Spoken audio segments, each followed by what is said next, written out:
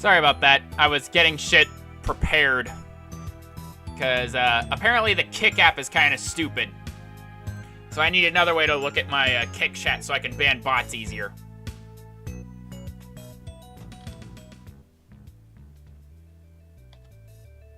Okay.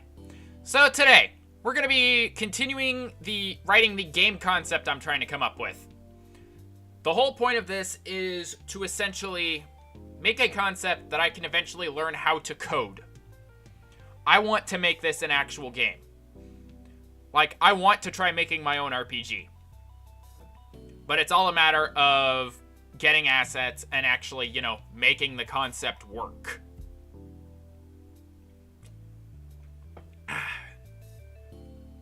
So, already, I can tell you that there's some stuff that needs to change. For example, looking at the concept doc again, I mentioned in the Zipangu section, the whole problem with the original village is that there is a spider problem that needs taken care of because of a rival Kunoichi clan. I did not mention the spider problem again after that and focused more on the Yoko as a boss fight. This is where I think that problem would come to head again. As a mid-boss,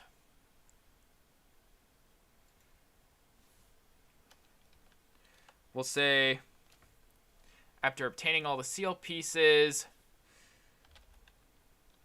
a mid-boss fight happens with a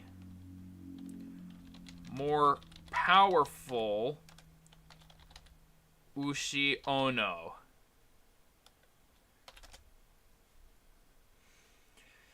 Simply put, this will be the fight that takes care of the spider problem.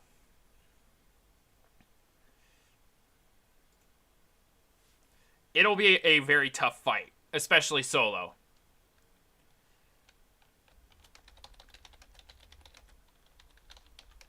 But still doable. The door will then open.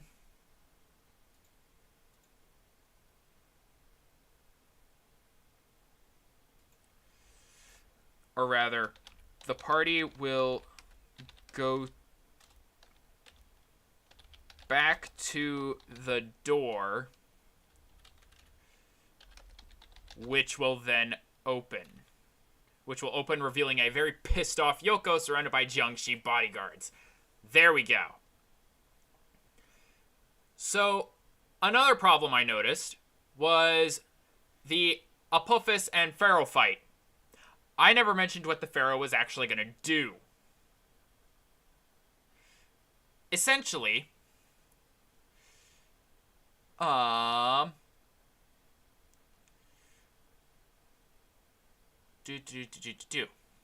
this will stop her bite.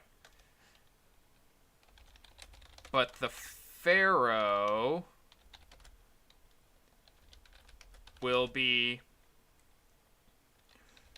trying to make herself as much of a target as possible. This will include using attention drawing moves and subduing party members so the Apophis can get in some pot shots.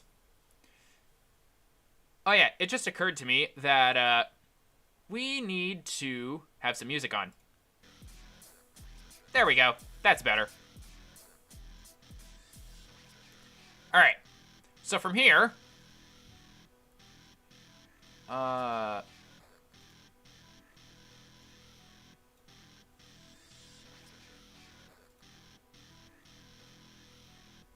shit.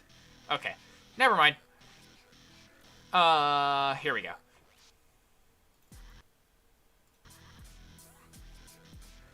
put this window over here. Okay.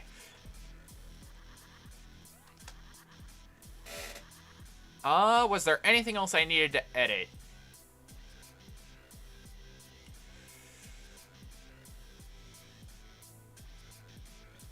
I don't think so. Phase 2, where the environment starts to warp with the Yoko's power. Upon unleashing Ninetales mode, she starts incorporating more magic into her fight, including some elemental attacks and especially harsher fire attacks. This will include summoning Kitsune B to further incapacitate your party. This part is nullified, however, if there are no other party members. Alright.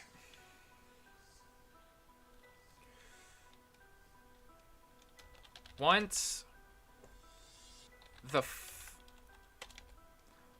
fight is over,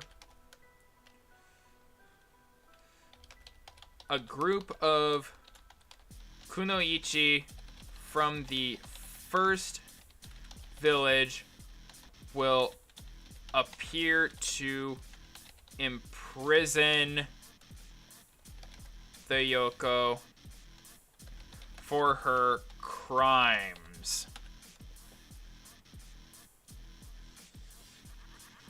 That will be the main quest for Zipangu.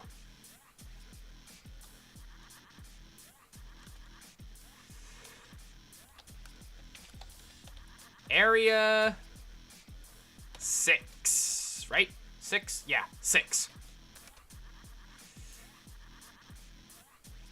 The Dwarven Mountains.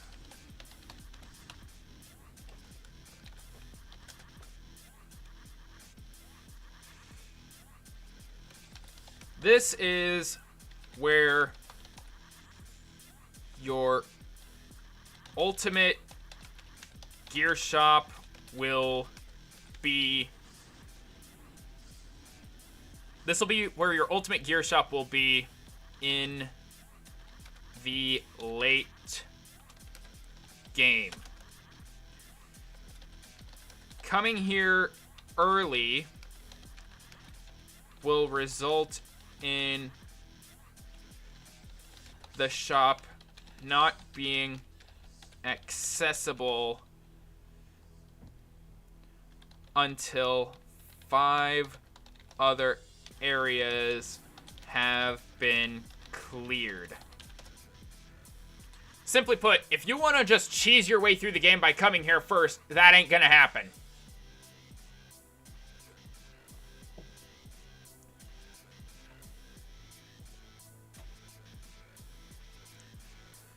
So with that said,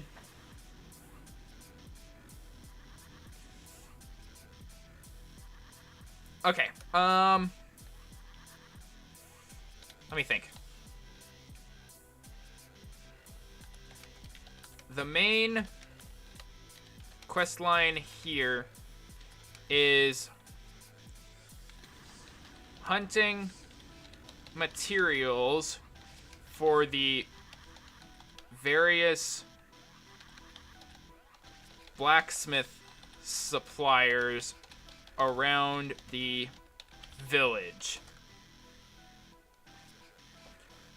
This will basically be one of those slow parts of the game where you go and do as much side quest stuff as you can.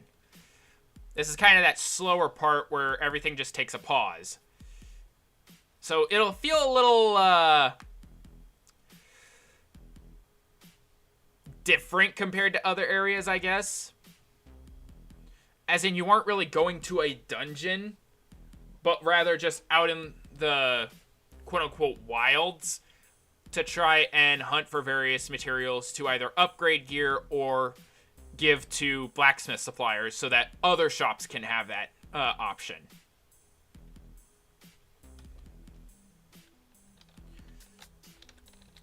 Getting these items will give you the option to upgrade equipment and weapons in other shops at a relatively cheap price.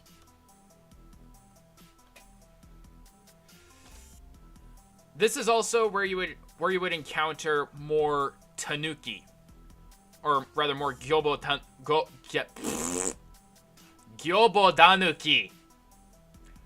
Fuck. Not only are there blacksmith trainers here in the Dwarven Mountains, there is also a shopkeep trainer. Rather, a branch of it. So, let me go to the MGE wiki here.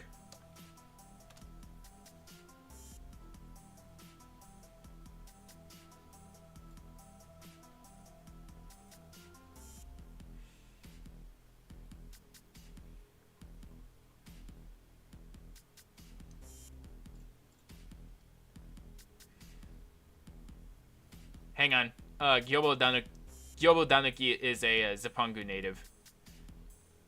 Human settlements, forest, mountainous areas, and the Zipangu region. Oh, okay. So, yeah, it could work here. So, this is where Gyobodanuki would be learning a lot of their shopkeeper skills.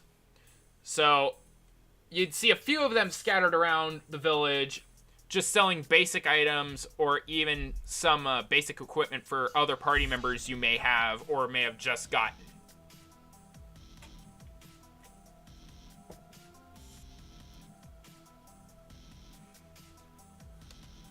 So,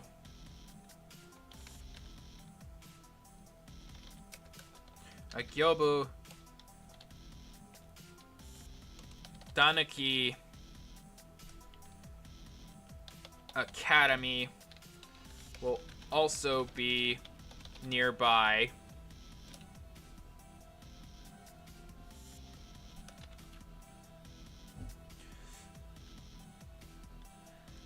As evidenced by the various shopkeepers that sell basic items and equipment.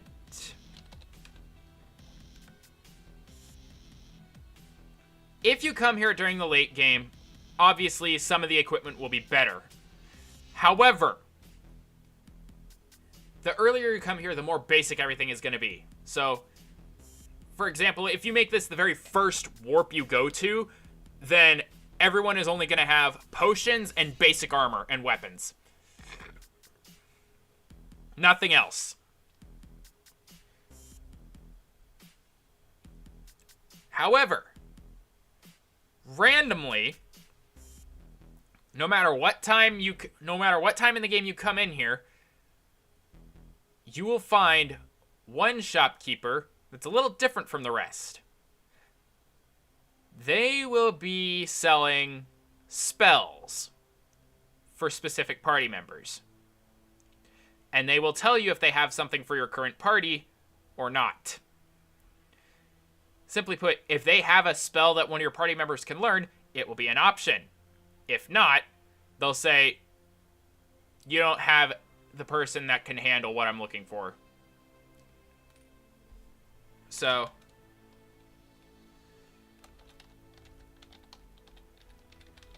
one shopkeeper will sell spells to your party members if they can learn them.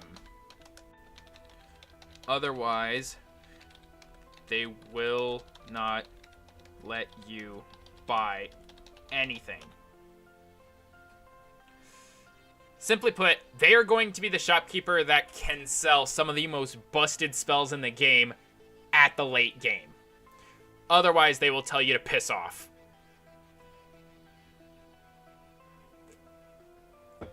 Hi, Alexis.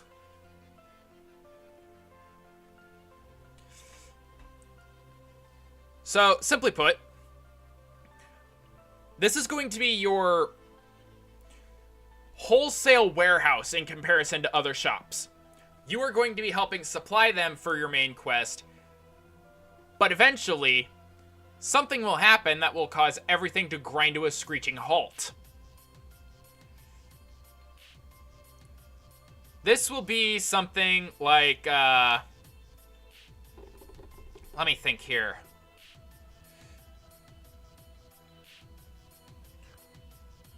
What is a good...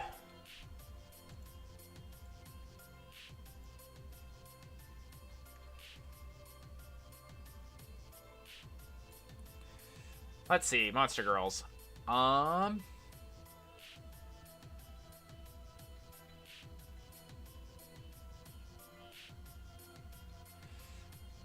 need to find something based in mountainous regions.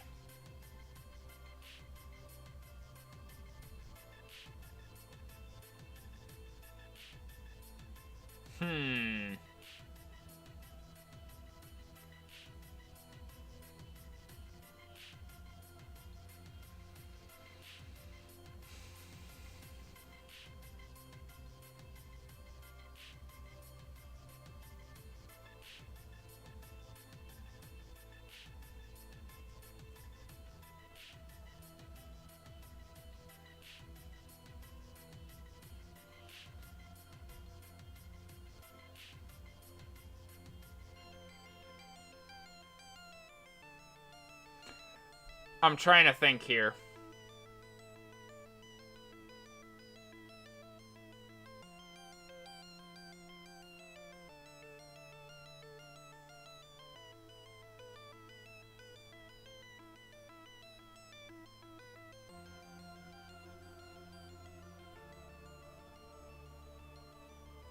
Shit, I haven't even talked about what enemies would be here either.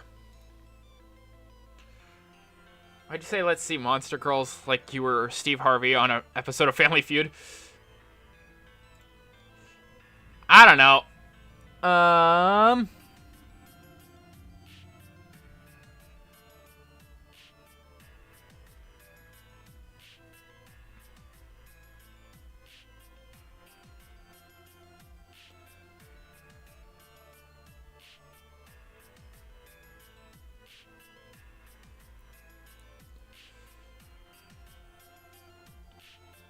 Ooh, I know what a boss could be.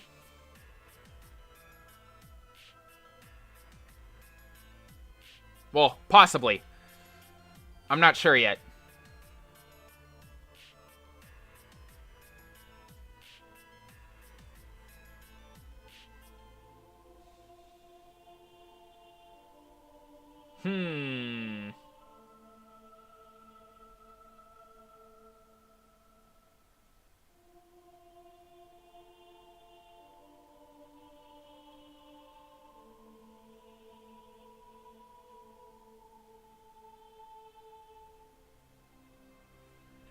Okay, yeah.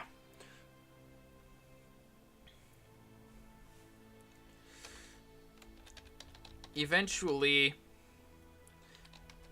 it becomes a lot harder to find supplies.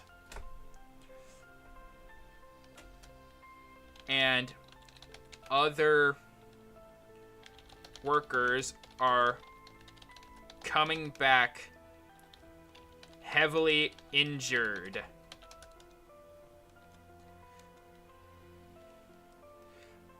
A sudden loud roar echoes through the mountains,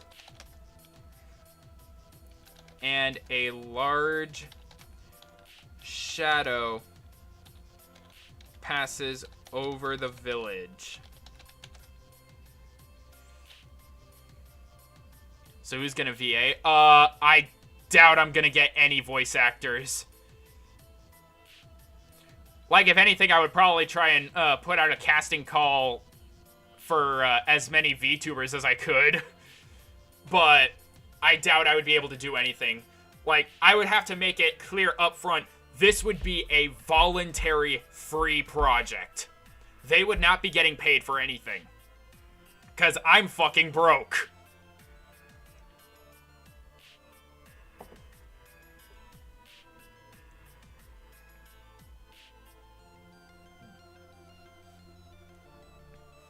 So,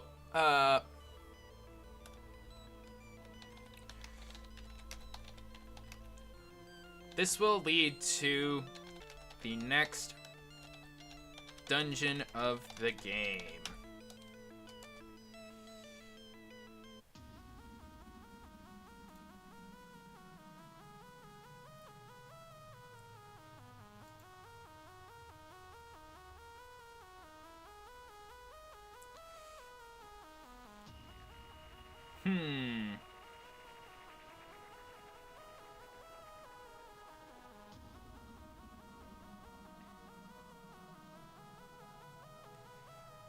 So maybe not that one.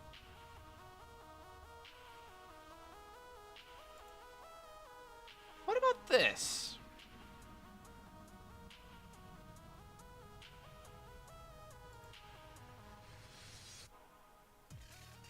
Wait, I think I found it.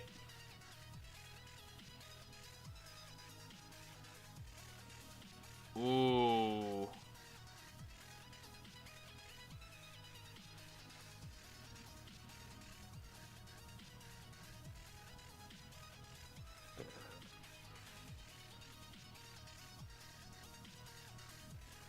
Yep, okay, yep, I know.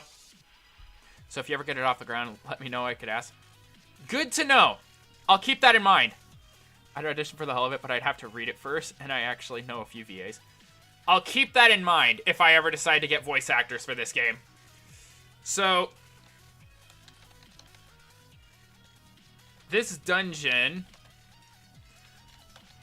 would serve as a... Oh, how would I do this?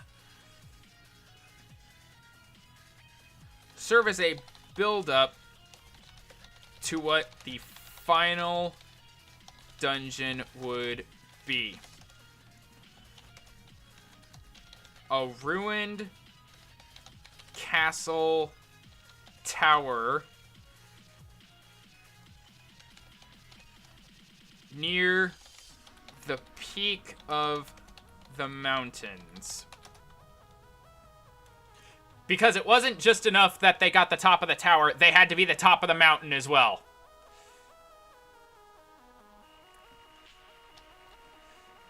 This whole dungeon would be crawling with Dragonewts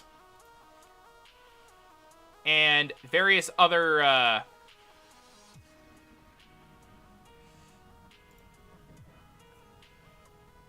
what the hell? Someone just knock on my door? Hold on.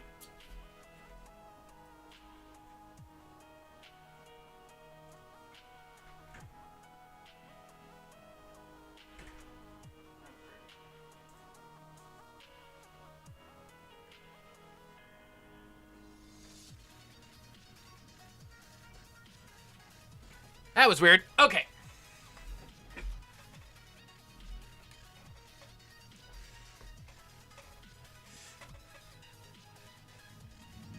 Let's see, we got Dragonewts. I'm thinking... Oh, what's another good one? A gargoyle. Maybe. Dragonewt. A gargoyle, maybe.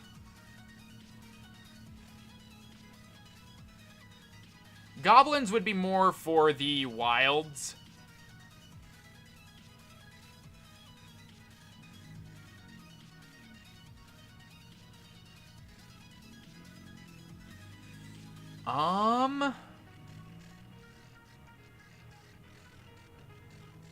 Maybe a high orc? High orc is more for the mountainous area.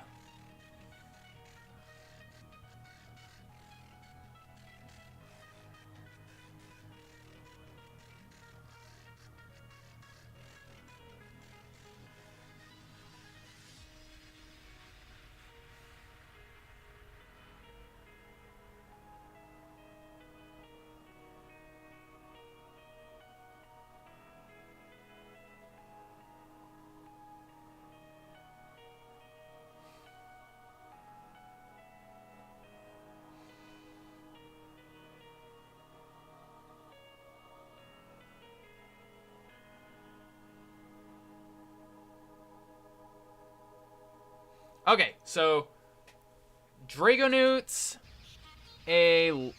some living armor.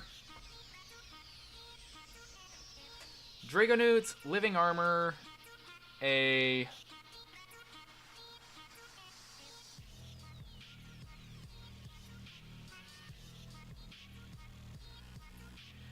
just saw it here. Dragonewts, living armor, a gremlin, a gargoyle, and finally, a dragon zombie.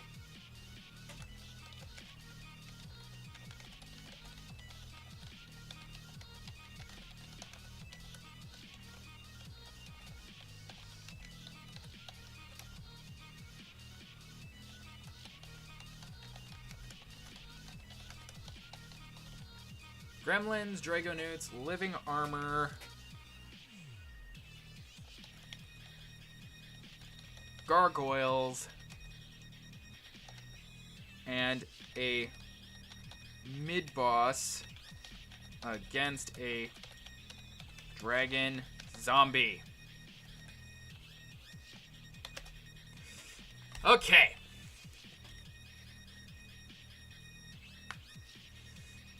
This dungeon would serve as a build-up to what the final dungeon would be, a ruined castle tower near the peak of the mountains. Enemies of this dungeon include Dragonewts, Gremlins, living armor, gargoyles, and a mid-boss against a dragon zombie.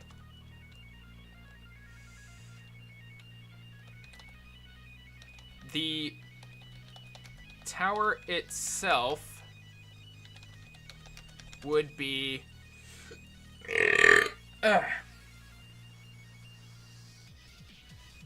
The tower itself would be crumbling, but still stable, with various holes in the walls and floors.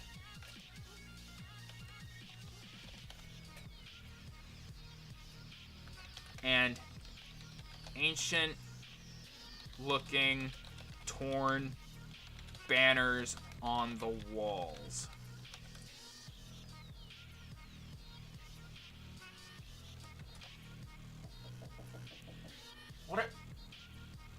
Who the fuck?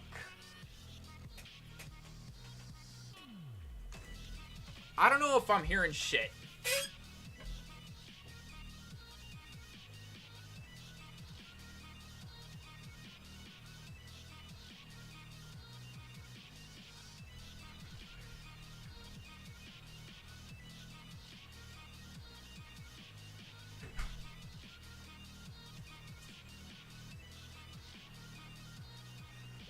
God, this is getting annoying.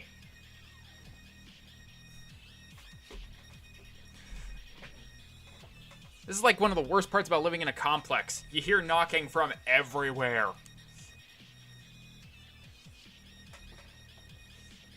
Anyway. Living armor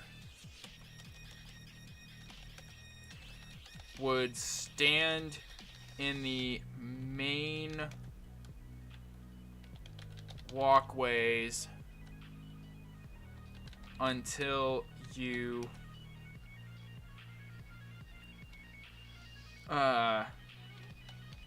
examine one of them, at which point all of them will start moving.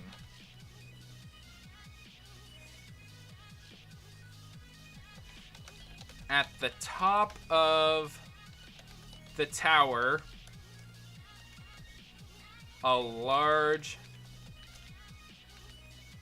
malefic dragon stands.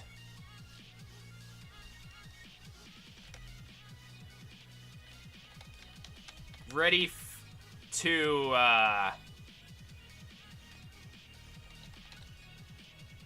to fight in more ways than one. She wants the struggle cuddle. Real bad.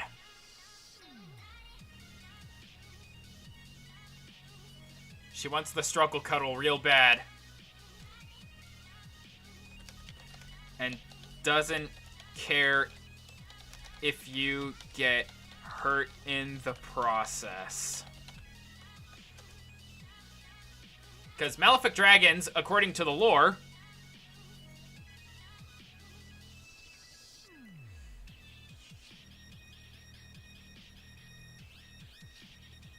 oh, Malef dragons.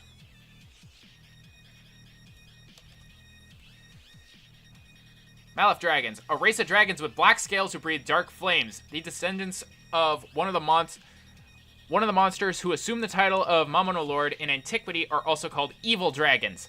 Unlike the original species, they assert the desire to breed with humans as a proper urge for a dragon to have, while on the other hand, they are even more arrogant than the originals. As far as they're concerned, humans are nothing but creatures that exist solely to propagate dragons who are great and powerful masters of creation. So yeah, I think that is a very good boss fight to have.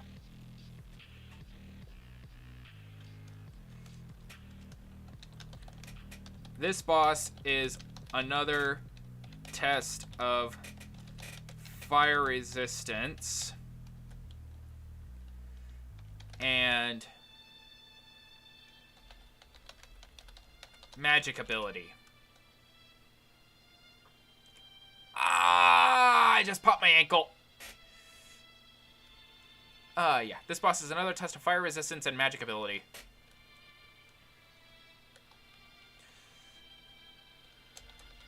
However, unlike other dragons, she bears a reflective amulet. After a few hits, well, no. You need to find a way to deal with the amulet in order to deal actual major damage to her via magic. Otherwise, she'll be taking baby damage via physical hits.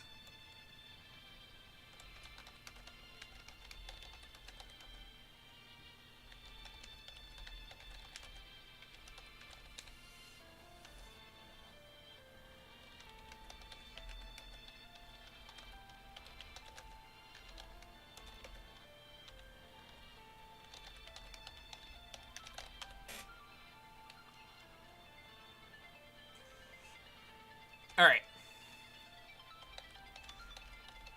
She comes packed with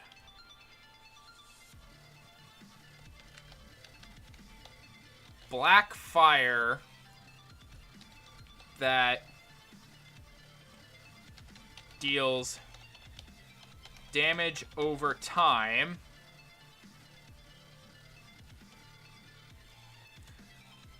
Or black fire that always deals burn damage.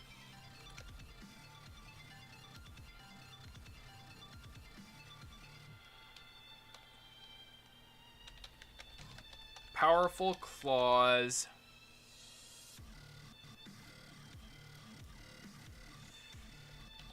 And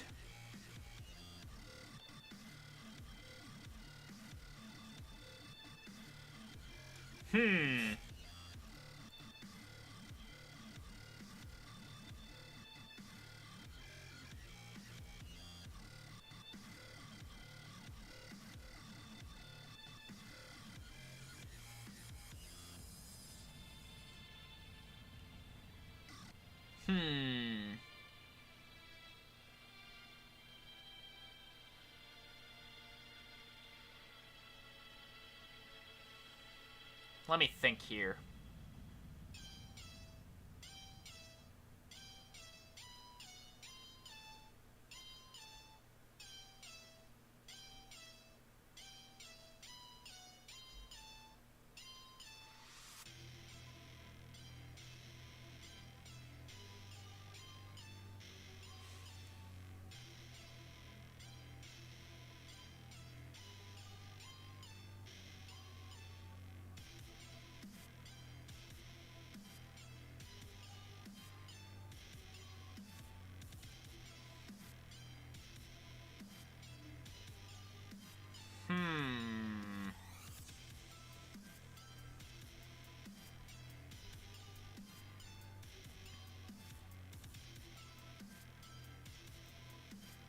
Okay.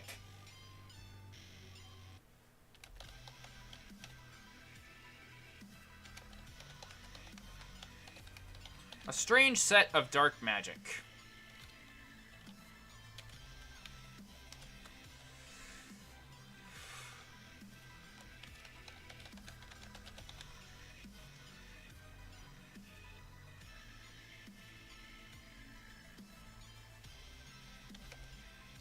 After the fight, it will be revealed that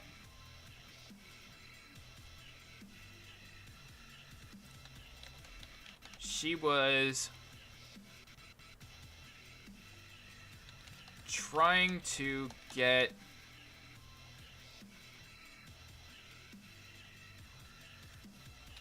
more valuables for her mate. And thought we were coming to steal her things back. Because let's be honest, you know how arrogant dragons are depicted in a lot of media? Malif dragons are that times 10. So even if you straight up tell her that's not what we're here for, her arrogance would never let her believe that she was wrong.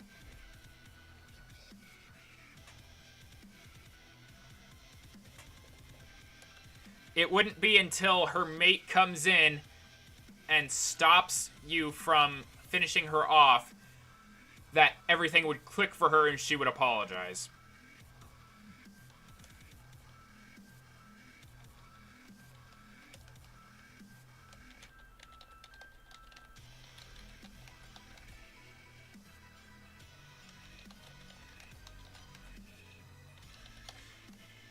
Everything would be figured out once said mate finally comes out and calms his wife.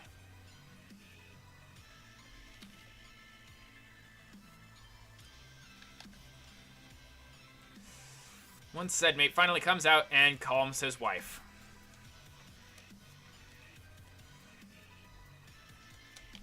Area 7.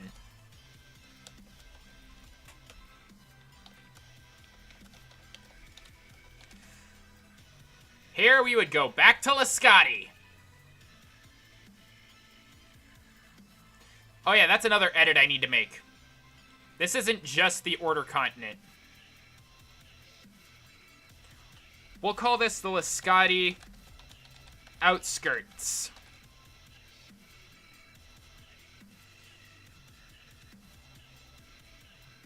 Because a good chunk of these areas are technically on the Order Continent, but Lascati itself has basically been barred.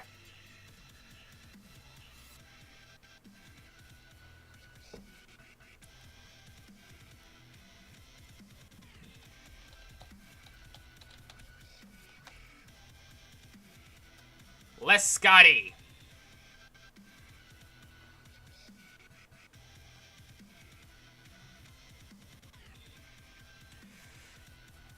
Now here is where things would get a little weird.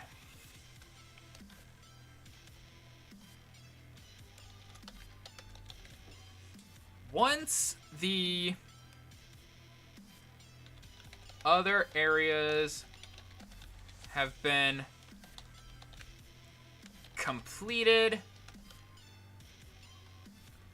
I will have enough power to break the seal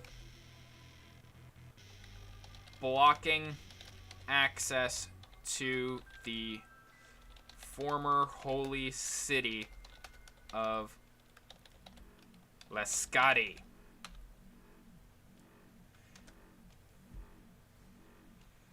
So from here, this is where we would get into penultimate or final dungeon territory.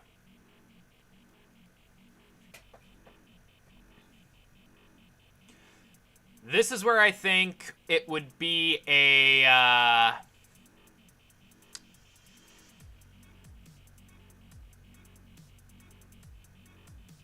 you know what? Yeah. This is where I think it could be a point of no return.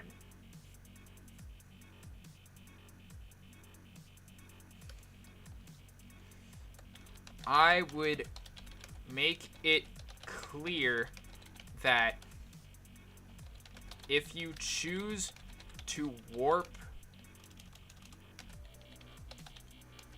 to Lescati,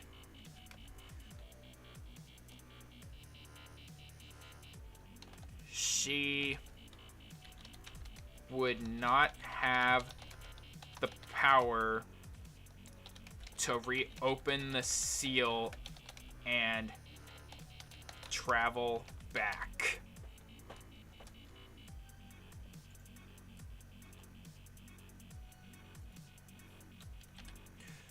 I would make it clear that if you choose to warp to Lescati, she would not have the power to reopen the seal and travel back. This would be your final chance to do any side quest stuff remaining. Because once you get in here, it is a gauntlet, and the only shops in here will only carry healing items. And maybe some late game equipment. But by this point, if you've done all the side quests, you'll already have ultimate equipment.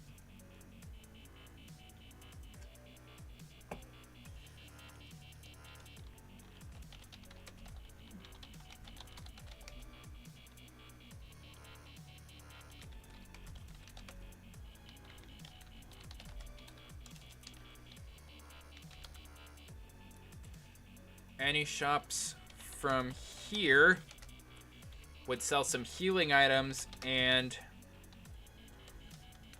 late game equipment.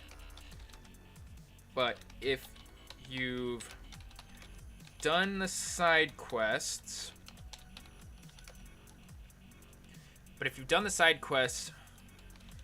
you will have already obtained ultimate equipment for your entire party.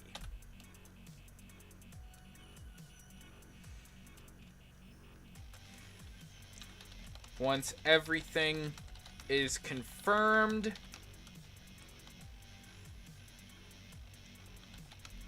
she warps the party to just outside the village again.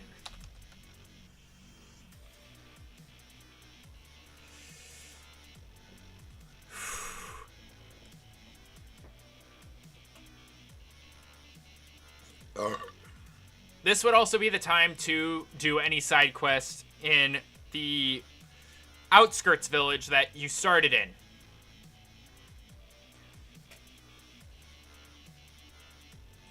Because, unlike the first time you were here, whatever you did didn't happen again. Someone went out of their way to make sure that it was worse than you left it. The village is now in even worse shape than the first time you showed up. On top of that, it's been overrun by extremist monsters.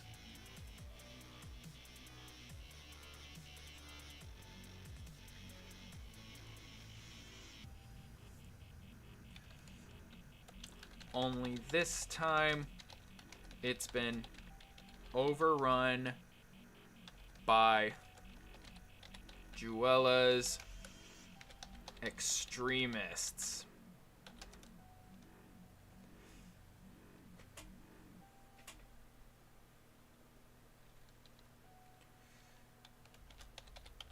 Strangely enough, they welcome the party in.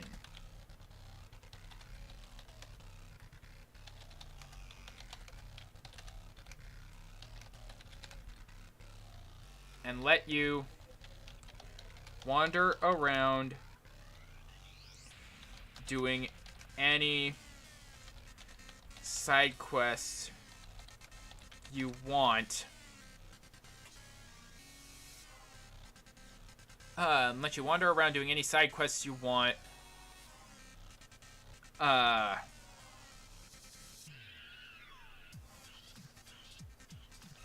Before you leave.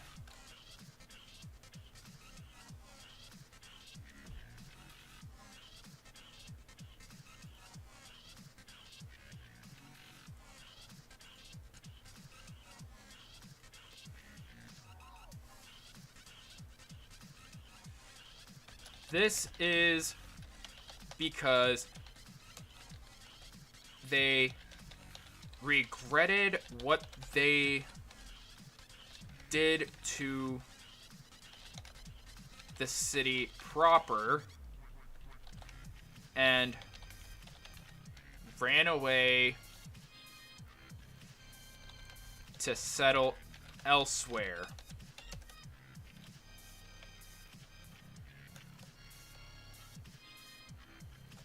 After chasing out the Order,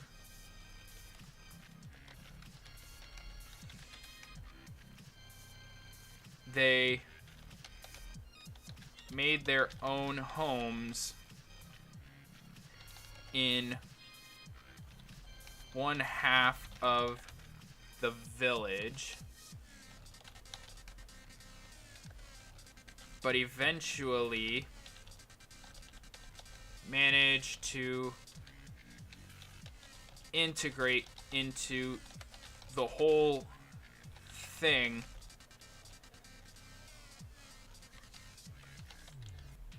turning it into a small demon realm.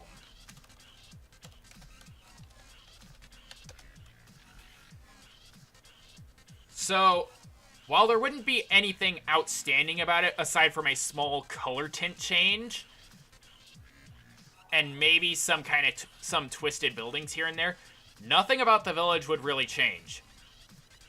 Except for some of the villagers are also now monsterized.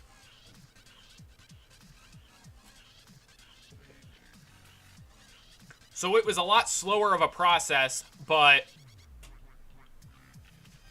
they turned your starting village into a monster-friendly village.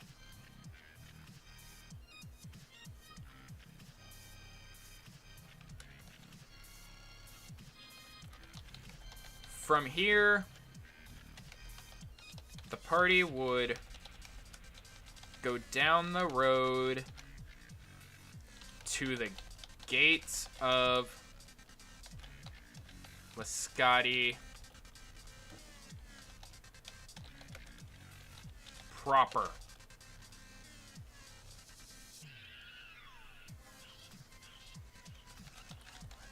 Much like any big city,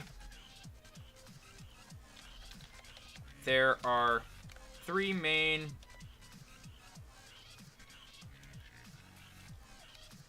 there are multiple districts. The parts that I'm thinking here, the districts I'm thinking that will that they'll have will be the slums, which are actively being repaired and overseen by a certain dark priestess. The marketplace and the nobility.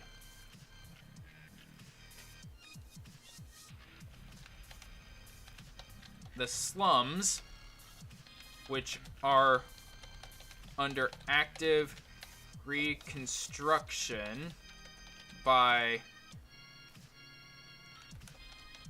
a dark priest.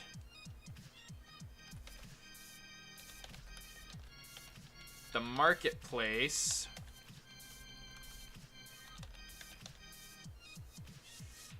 marketplace where you can stock up on last minute healing items.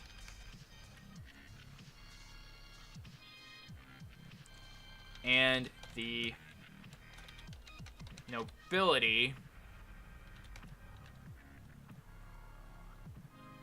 which is strangely empty.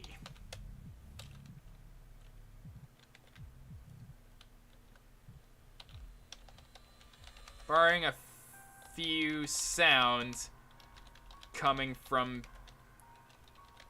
the buildings that you don't want to investigate.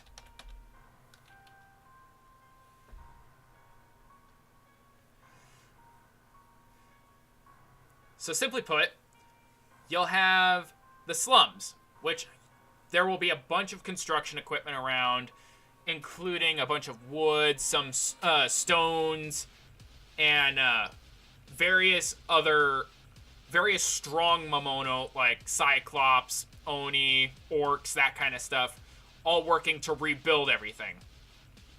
And it will all be led by a Dark Priest who used to manage an orphanage nearby. Those who know the lore know exactly who I'm talking about. From here, you would have the marketplace. This is where various men would be, and you would see strange movement underneath the stalls.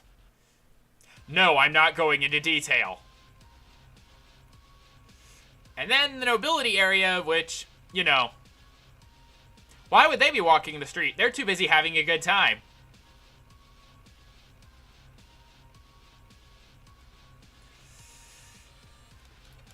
So, from here,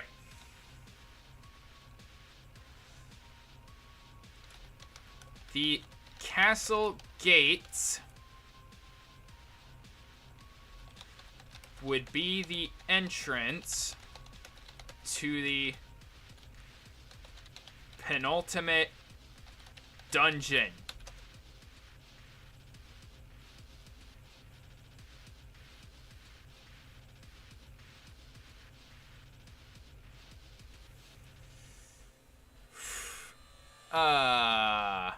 Hey! And this is why I kept my kick stream open. Get wrecked, nerd.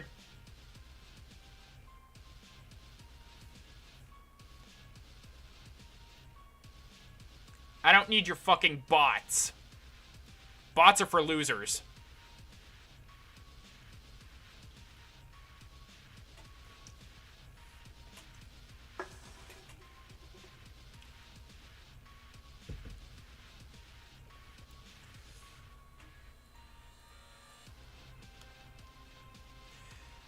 I'm thinking this would be where the difficulty is at its maximum. If you were not doing side quests or, at the very least, grinding enemies, you are in for a very, very hard time.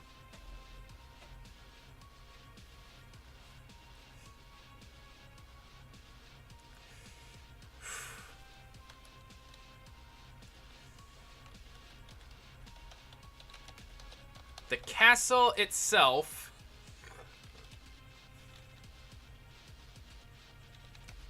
is covered in various forms of red, black, and purple accents. Purple. Red, black, and purple decor. That's better. That's a better way to put it. The castle itself is covered in various forms of red, black, and purple decor.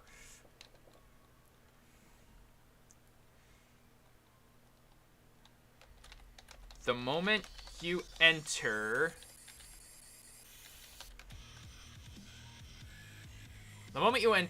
a voice will sound from everywhere.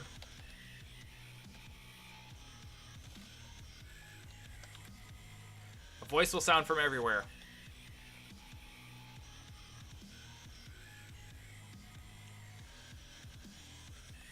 How do I put this? Oh,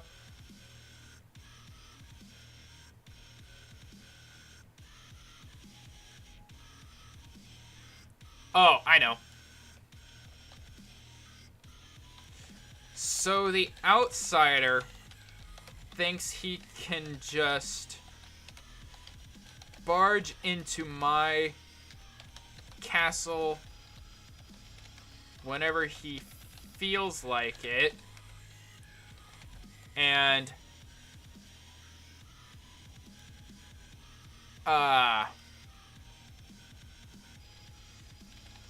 get away with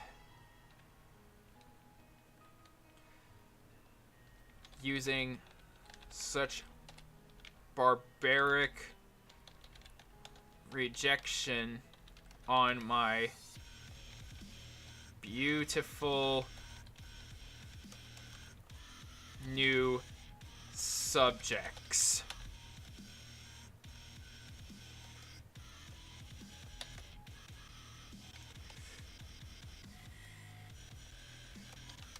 If you can survive, I will see you in my new throne room. Because the main hall is not the throne room, unlike what most fiction would have you believe.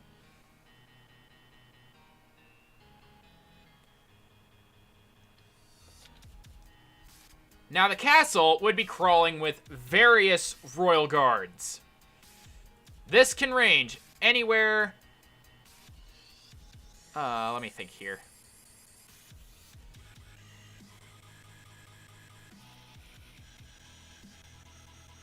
Let me think.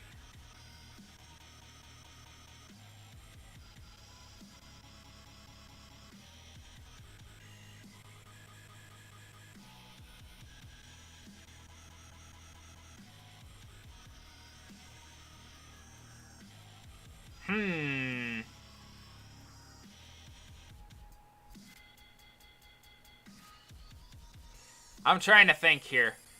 What would be some good, castle dwelling Mamono?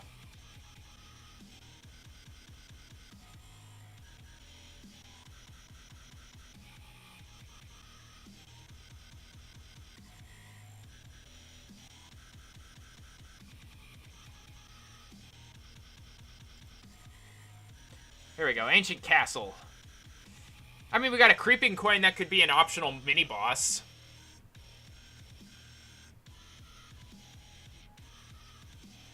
A cursed sword that could... Oh! That's good, that's good, that's good. I'm thinking about it now.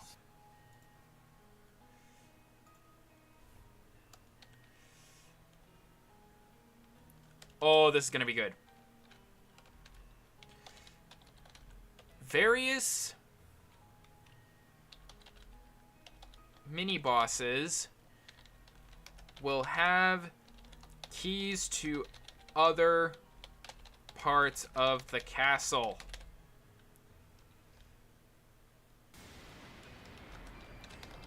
This will include a cursed sword,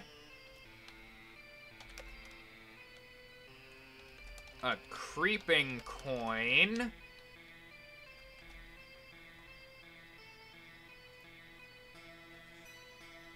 let's see, what else could we do here?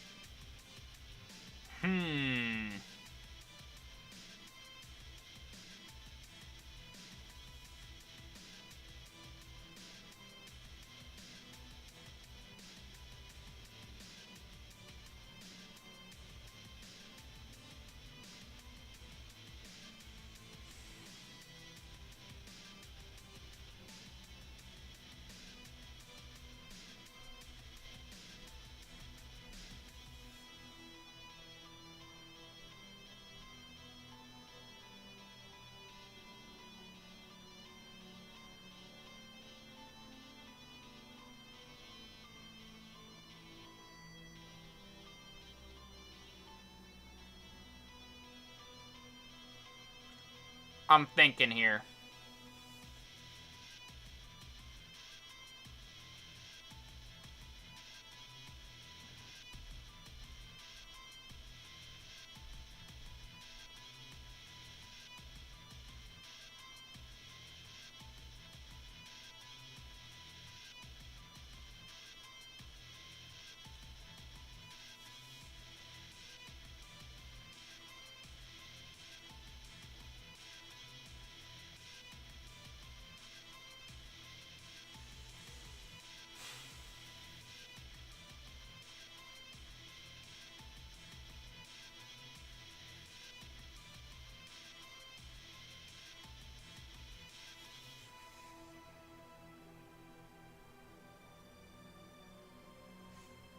Ooh,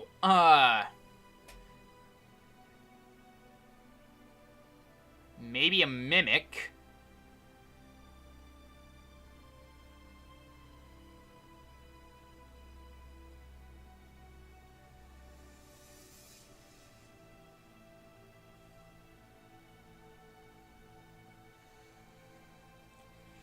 Ooh, I'm thinking here.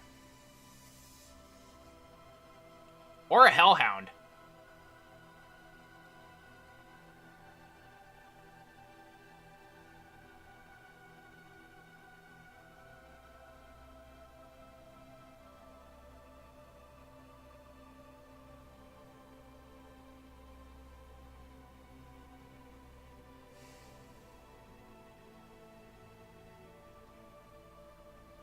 Let's see, we got a cursed sword, a creeping coin.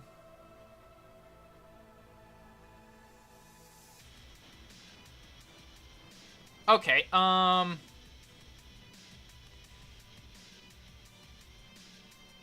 cursed sword, a creeping coin, maybe a, yeah. A hellhound. And one more. What's one more that I could use?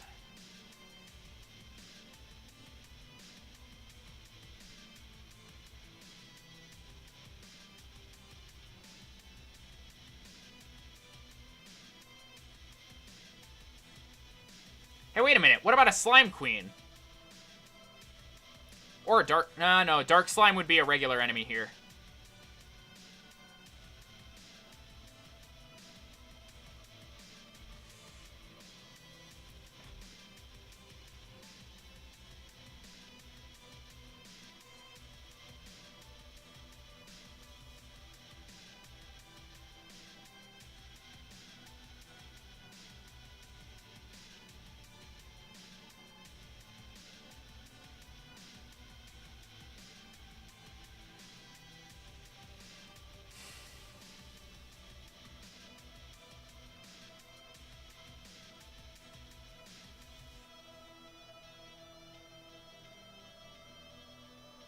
And a demon. Yeah.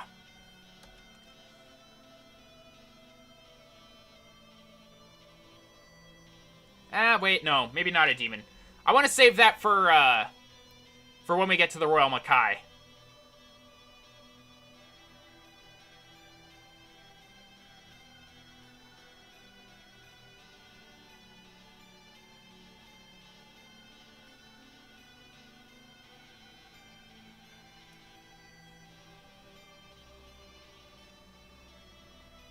Maybe a living doll?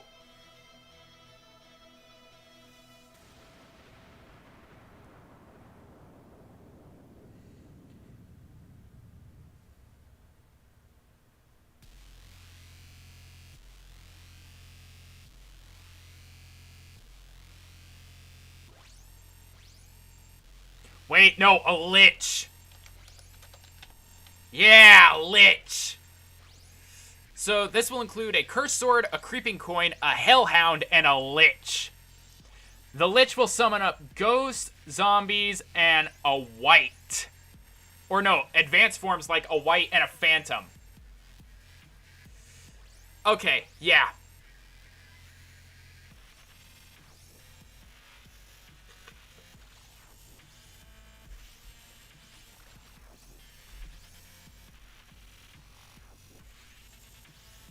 Yeah, that could work. And it just occurs to me, I forgot about one area.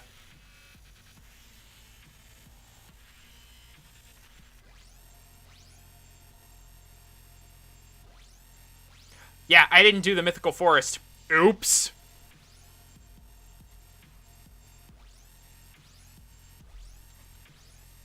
We'll say that's area 8.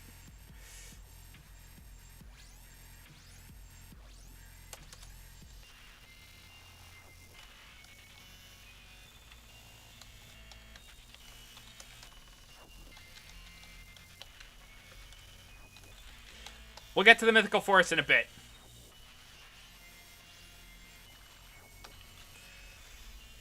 But for now, back to Lascati. A cursed sword, a creepy coin, a hellhound, and a lich. They will hold keys to other parts of the castle.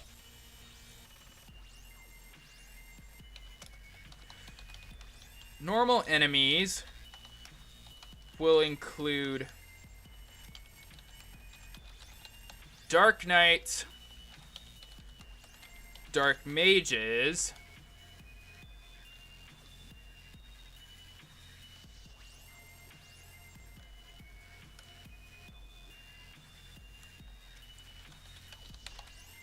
devils,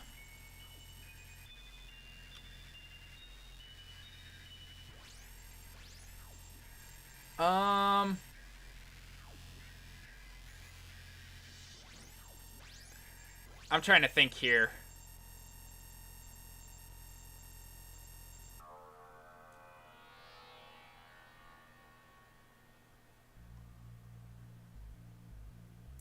Simply put, I want this to scream endgame area.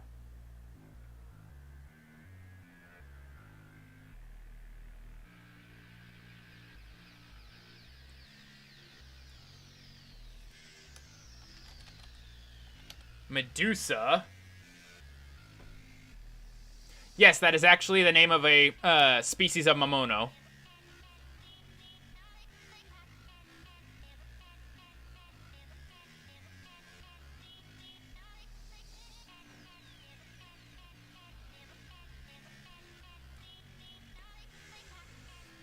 And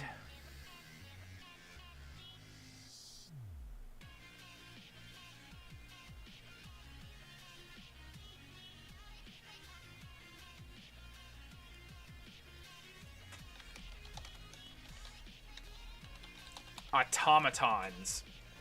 Yeah. That could work.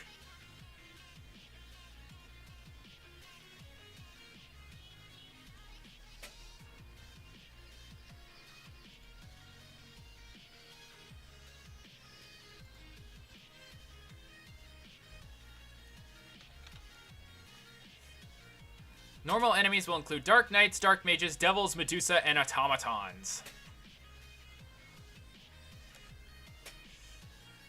Alrighty.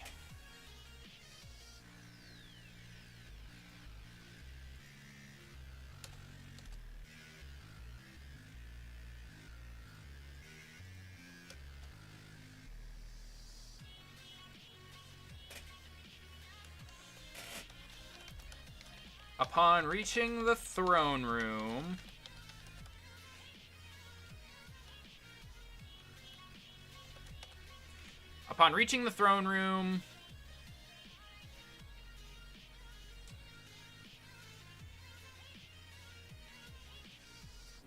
hell yeah.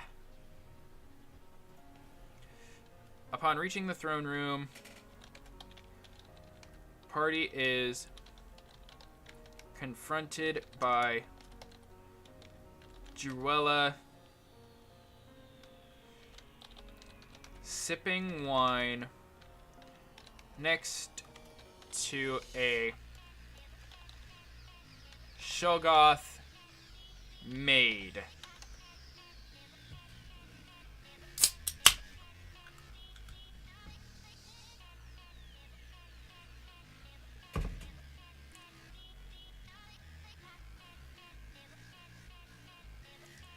All right, from here, I'm gonna take a small break. I'm gonna run to the bathroom, just kind of calm myself down because I'm getting really, really into this groove. This is really getting into it. So I'll be right back.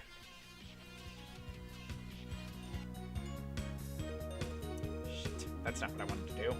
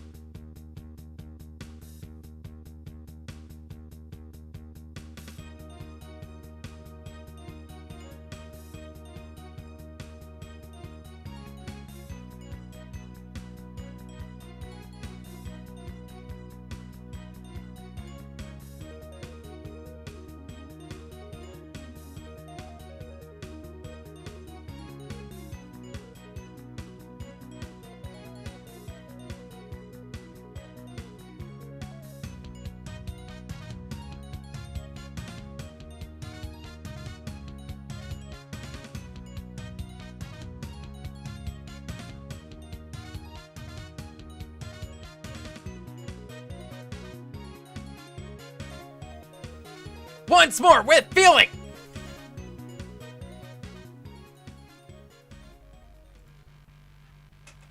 Okay. I accidentally went and did the wrong buttons when I went to pause the music. So I may have fucked up where I was on the YouTube timeline, but whatever. Upon reaching the throne room, party is confronted by Druella sipping wine next to a Shoggoth maid.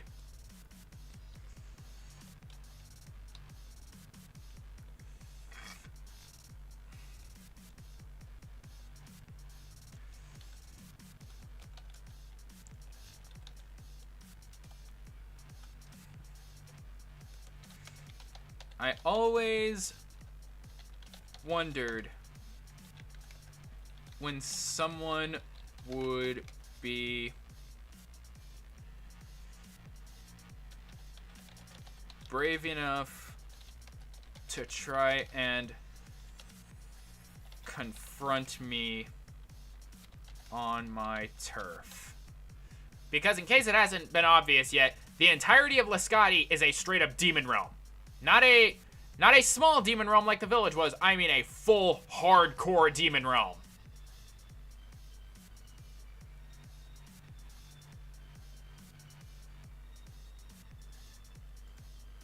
I should probably mention that here. Lascati proper. The whole city is one giant demon realm.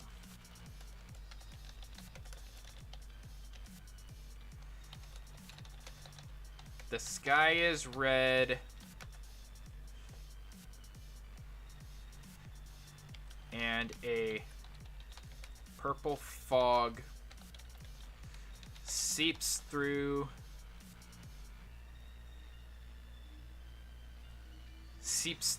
the streets like gas. Thank goodness for magical protections. Alright. I always wondered when someone would be brave enough to try and confront me on my turf.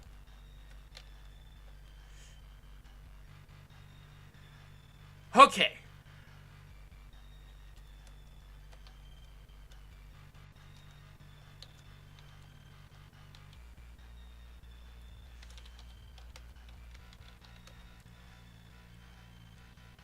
Ah, man.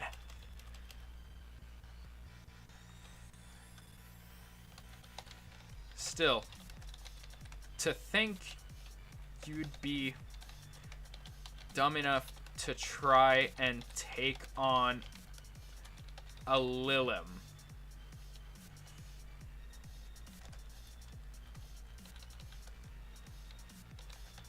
It just baffles the mind.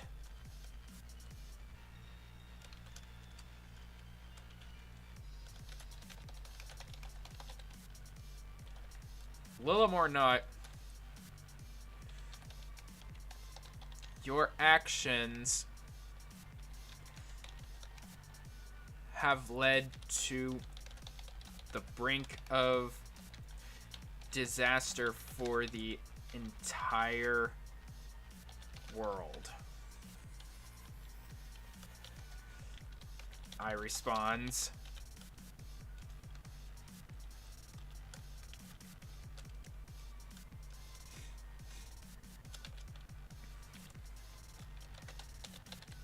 Have they?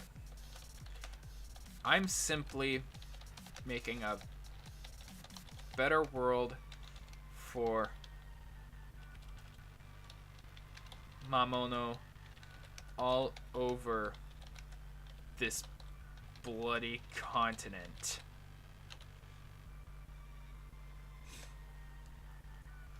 I'm simply making a better world for Mamono all over this bloody continent.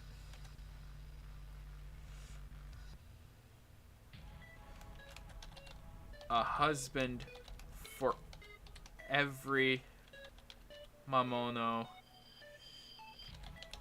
that wants one.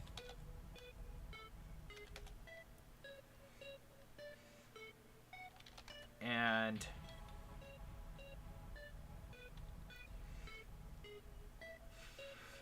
oh man, I'm trying to think about this.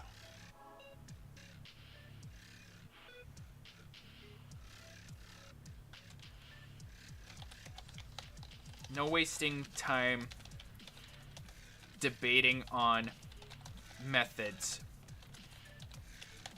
Just getting it done.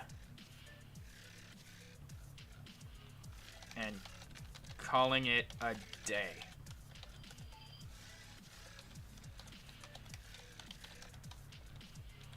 It's that irresponsibility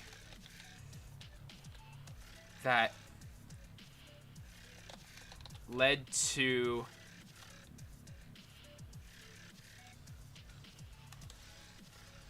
humanity to the brink of genocide.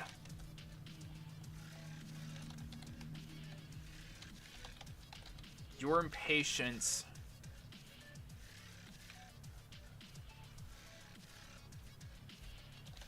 irresponsibility. Your impatience has caused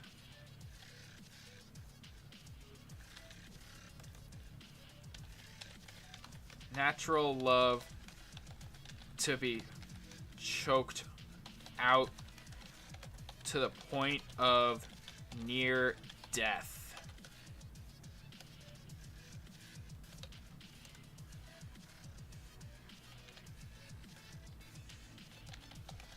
Was it really my impatience? Or was it the Order's propaganda leading to the deaths of so many innocent Mamono?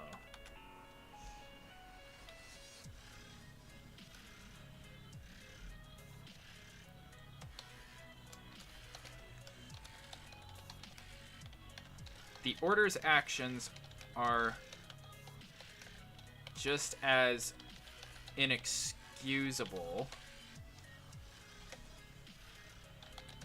but that doesn't justify the way you went about this.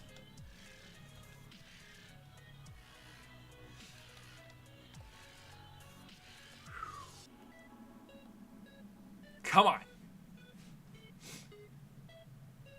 Let me think here.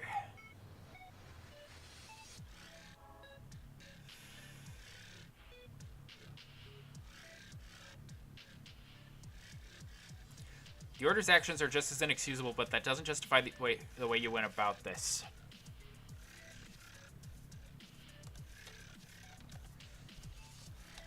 Invading their city and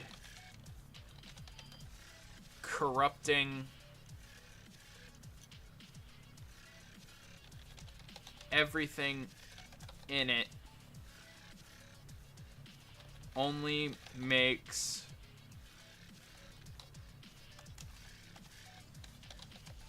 their hatred justified.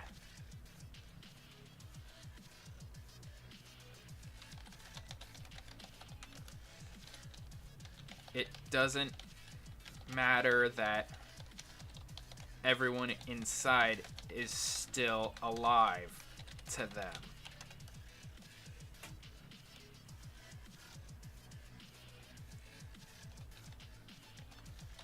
The moment the city fell, everyone inside was marked for death.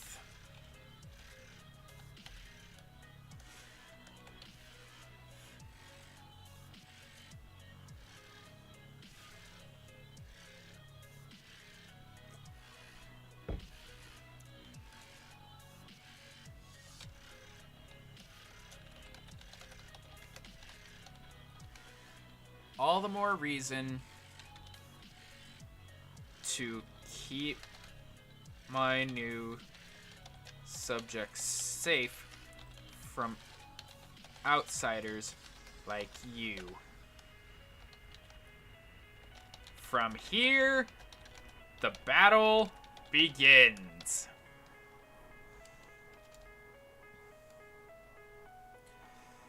Oh boy.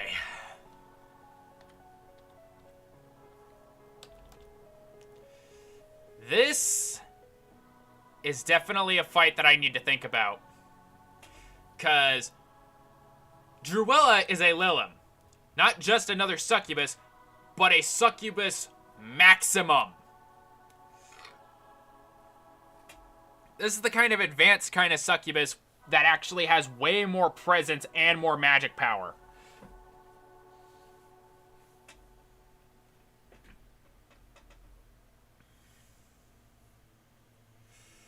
Oh boy.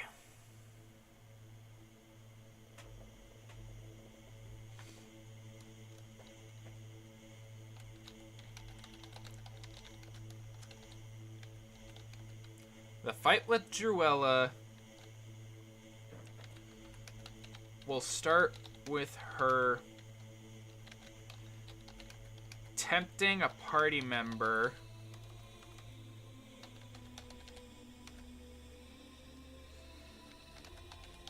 and leaving them vulnerable. If they are hit the next turn, they will be brought down to 1 HP.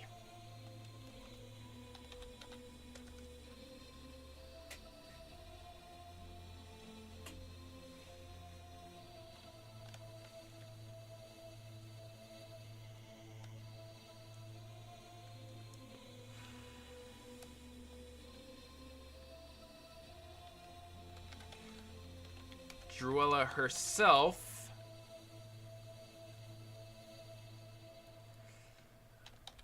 boasts several very powerful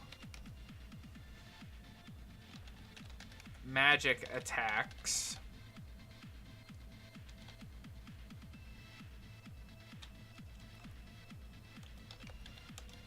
All of which have the capability, all of which have a 30% chance to leave the target vulnerable.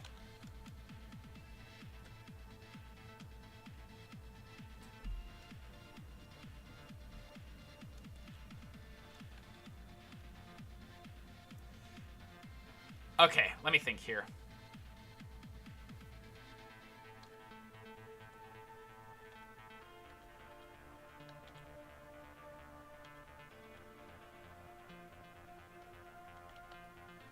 There we go. Had to figure out my buttons.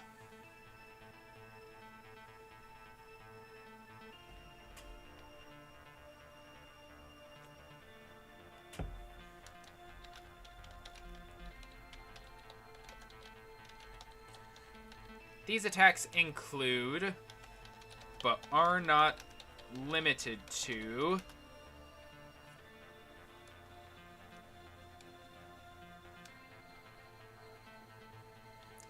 these attacks include, but are not limited to,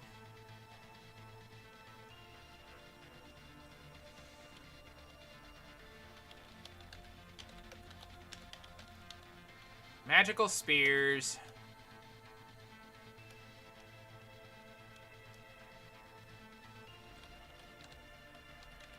lustful arrows,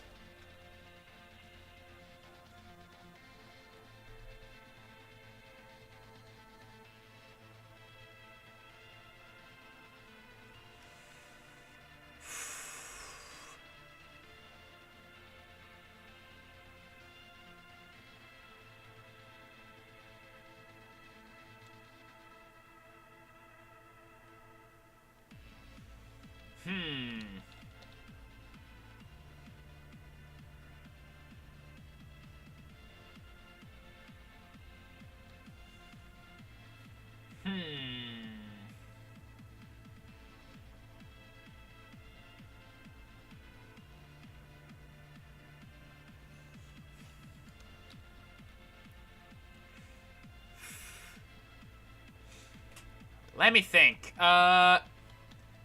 Just to be funny, I could also,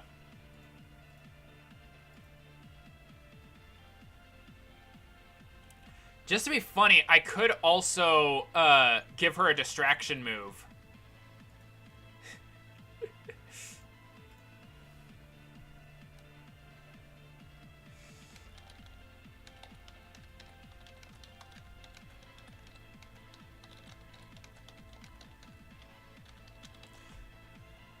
A distraction move that boosts her evasion for the turn.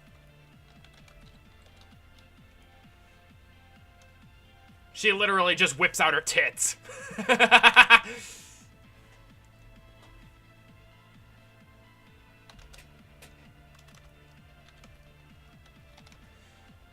And an insta-kill move where she opens her arms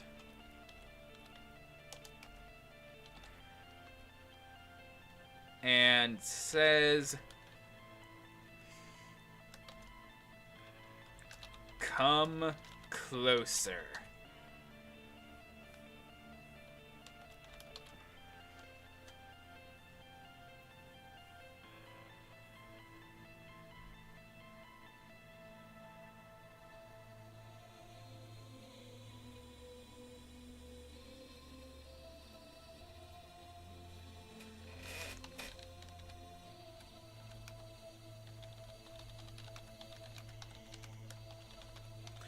It's literally just whipping out her booba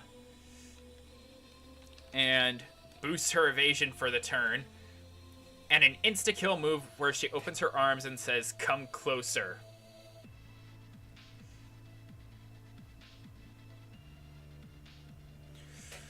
Oh, man.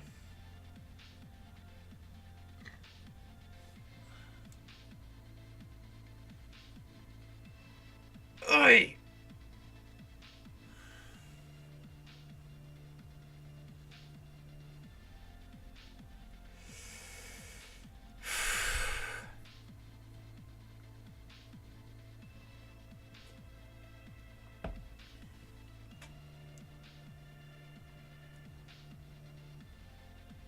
Now, depending on how many side quests I'm thinking,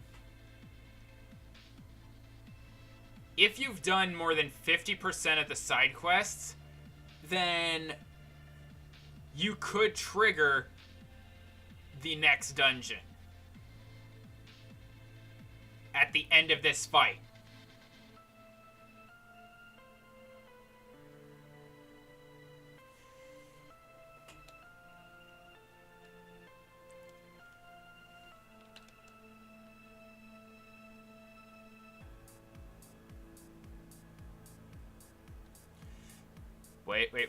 Wait. This could also be a two-phase fight. Yeah. If you survive through that, you will come to phase 2.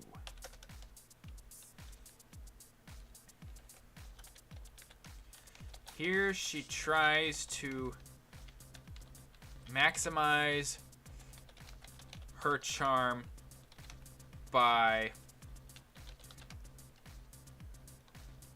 going completely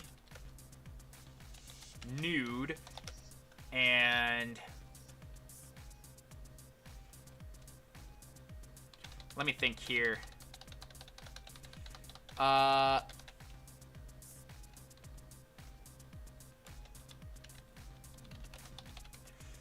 Focusing on making members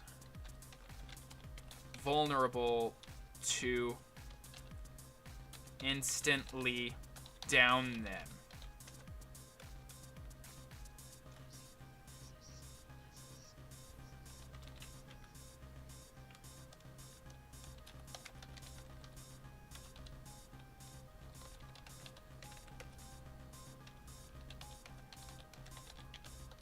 Difficulty will ramp up heavily in this phase unless you have a way, not a what, a way to boost your mental fortitude. I think this would be a spell or an item gotten after going through the desert region.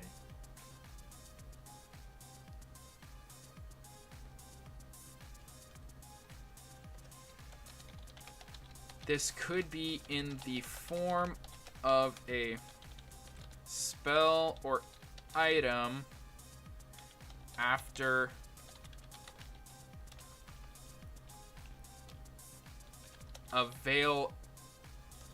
I can spell.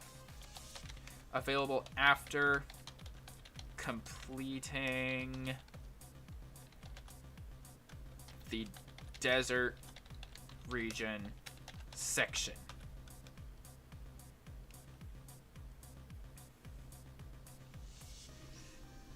All right.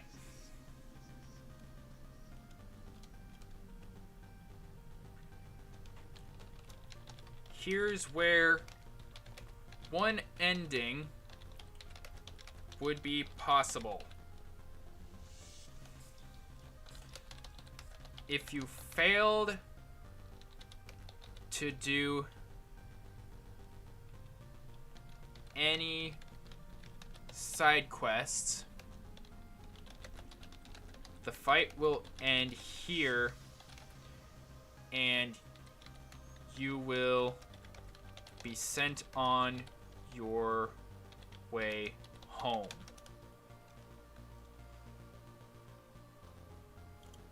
Fight will end here and you'll be sent on your way home.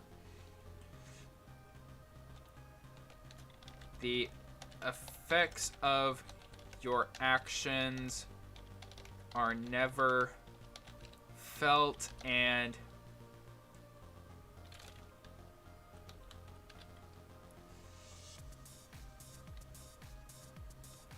you are never remembered, even when it comes time for arrows to summon another hero. The cycle continues.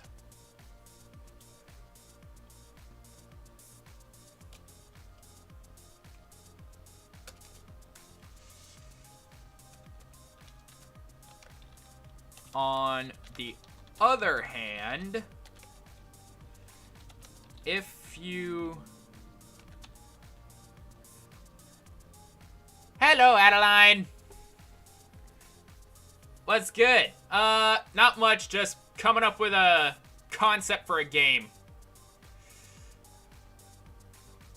Alright, on the other hand, if you have done at least 30% of the side quests, you unlock the true final area of the game.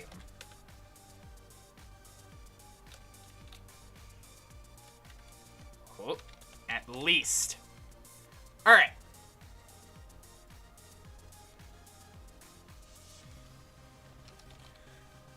Druella will flee the castle through a portal out of desperation, and your party follows her.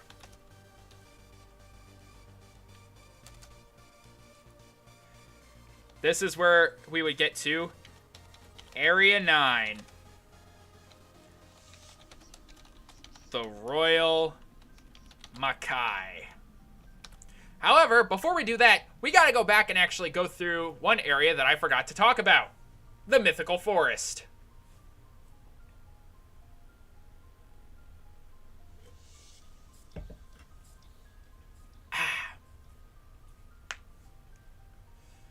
Okay.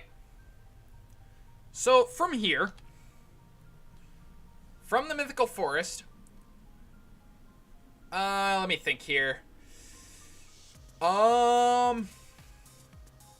At the very least, I know I want fairies in here. Am I a multi-streamer as well? Yeah, I'm on Twitch and YouTube also as we speak. Ah! Snap, crackle, pop goes my joints.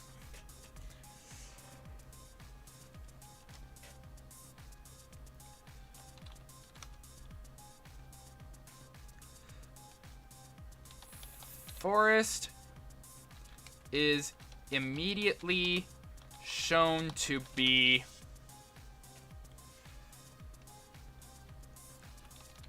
darker compared to other areas due to the shade from the trees. Do you play any story? Oh yeah. Like, most of the games that I play for the story. Like, I played Okami, I've played, I'm playing Mad World at the moment, but I'm taking a break from that right now to write this down.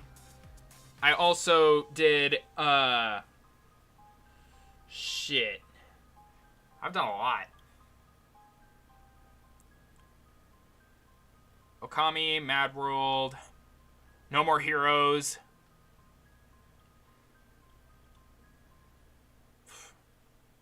Going down my list, I'm all over the place. Anyway, forest is immediately shown to be darker compared to other areas due to shade from trees.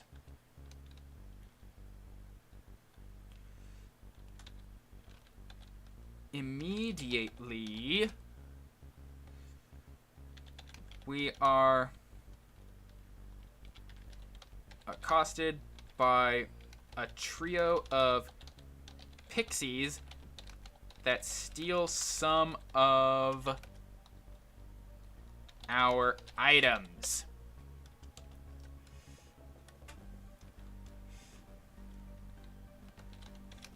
Main mission is to chase these pixies down and get our items back. How long have I been streaming on Kick? I did for a while, a couple years back, like in 2023. But then I kind of fell off of it for a while and just focused on Twitch for a while. But after all the bullshit that's happening there, I decided to start actually multi-streaming on YouTube and Kick. So now I get all three! Let's see, main mission is to chase these pixies down and get our items back. Most of them can be found in the wilds or in the nearby Fairy Kingdom town.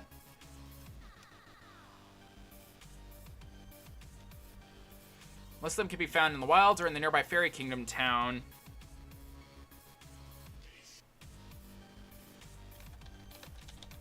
But the last... Okay, no. It shouldn't be a trio then. We'll say it's a quintet. Yeah. That's a great thought, though. I mean, I'm trying. Ow. But the last one is in an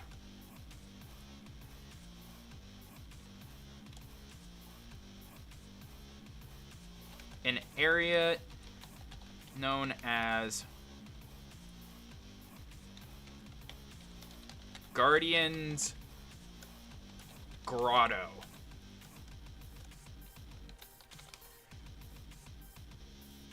This dungeon is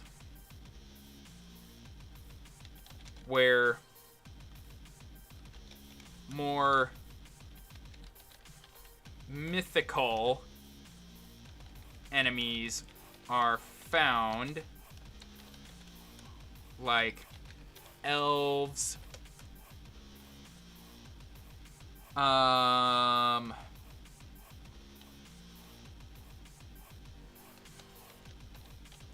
centaurs, and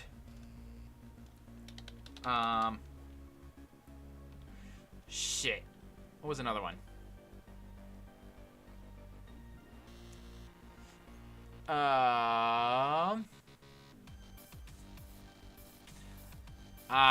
Let me think here. Kick's better platform than other platforms. I mean, for the most part.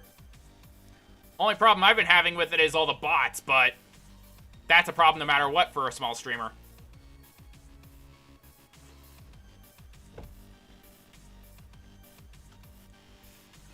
Mythical enemies like found like elves, centaurs, and the occasional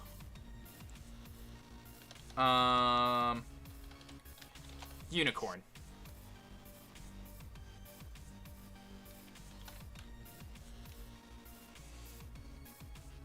I actually got to open up the wiki again here.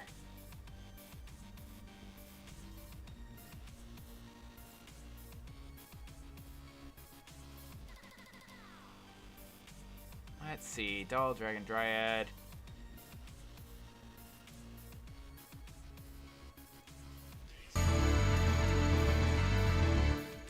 Yo. Adeline, thanks for the follow.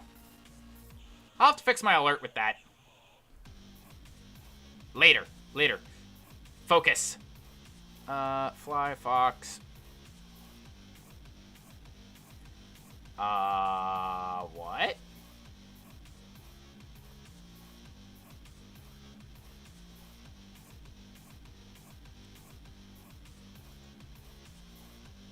Would it be spirit? No.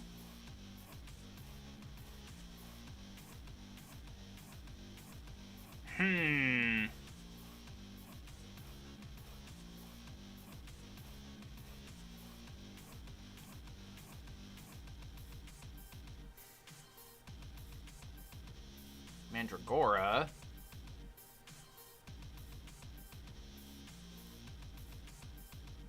Imp. There we are, Fairy. Fairy, Lenishid, Pixie, Titania. Okay. Full-time streamer on Kick. Not full-time, but I am a, I definitely do this more, I do it often enough that once I start being able to earn that much, I could go full-time. But I'm not at that point yet, so I'm just doing what I can.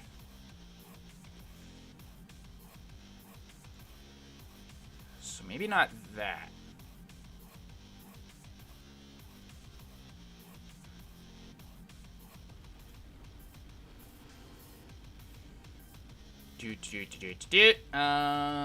What else we got here?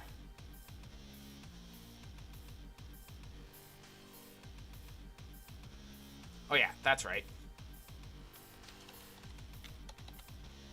Dryads, elves, centaurs, god, and the occasional unicorn.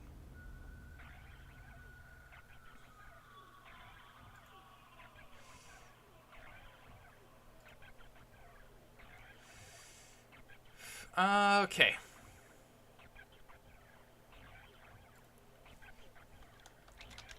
Enemies here will be mostly plant-based Mamono,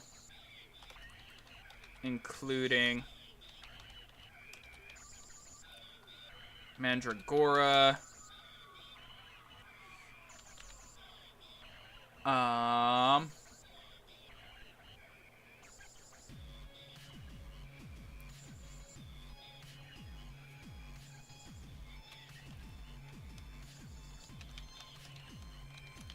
man-eaters,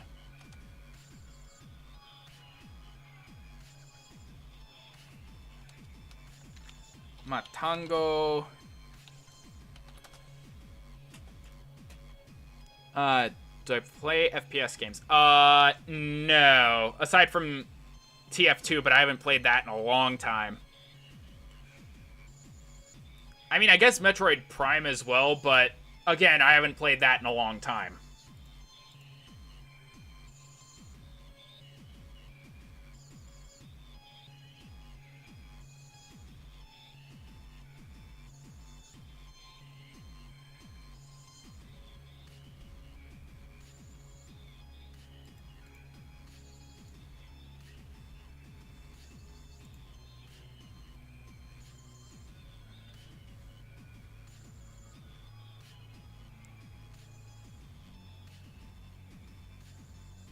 Matango and Auralne.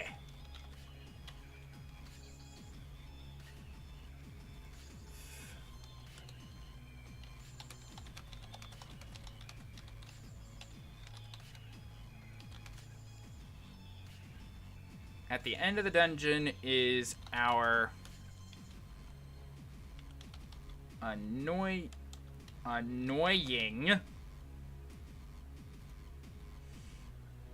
Where am I from? I'm from the US. West Coast.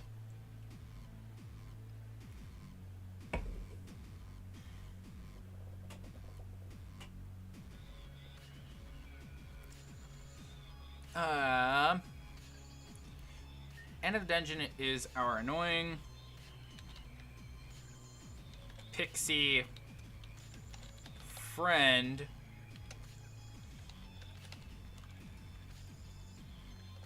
Next to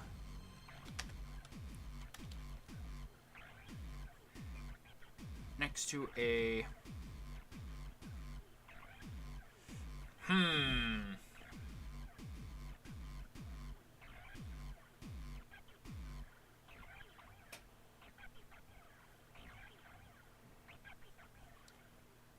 What can I make the boss of the Guardian's Grotto? Oh! That's obvious! Next to a set of vines that she sprinkles with dust from her wings. The vines wake up, revealing themselves to be a tentacle plant. A boss fight begins.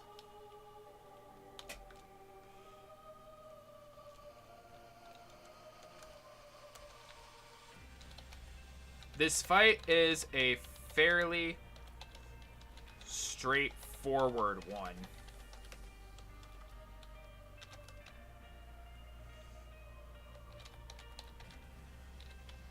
Tentacle plant is weak to slashing moves, but easily evades punching moves.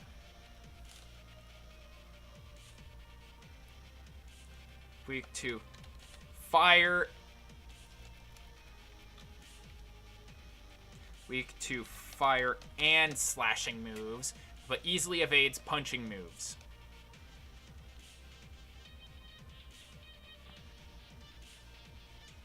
Yeah, easily evades punching moves.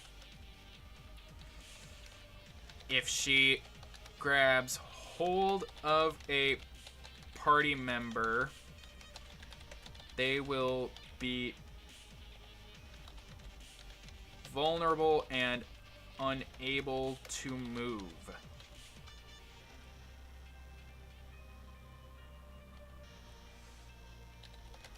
The next turn will result in a massive damage multi-hit move that could result in an instant kill. I'm noticing that I'm liking this a lot. I'm noticing I'm liking the insta-kill move a lot. What's my PC specs? I don't know. I don't have the folder on me. All I know is I've had this computer since COVID and it's still working really good.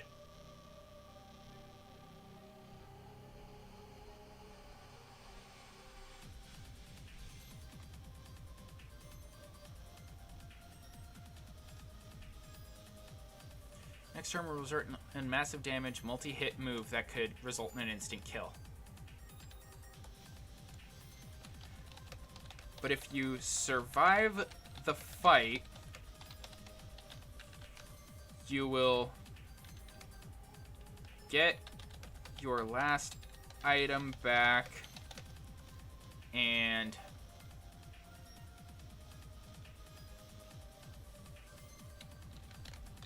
the pixies will be punished by the ruling Titania. By the ruling Titania of the Fairy Kingdom.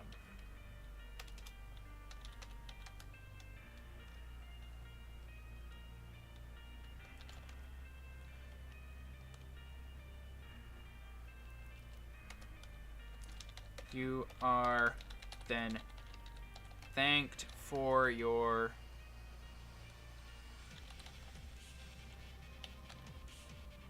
assistance in dealing with these troublemakers and warp out to the next area. Wow, that was easy. So now the Royal Makai.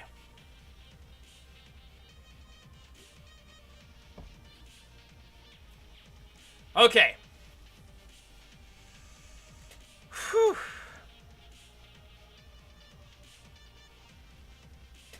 I have no idea how I'm going to visualize this.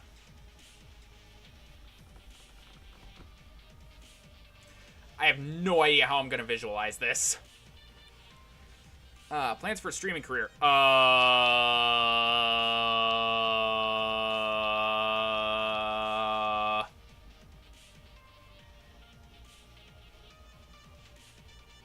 Huh?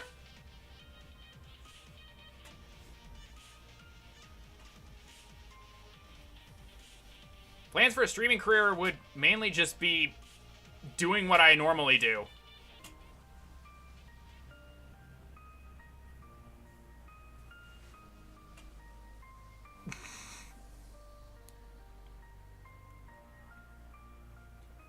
How the fuck am I gonna visualize this?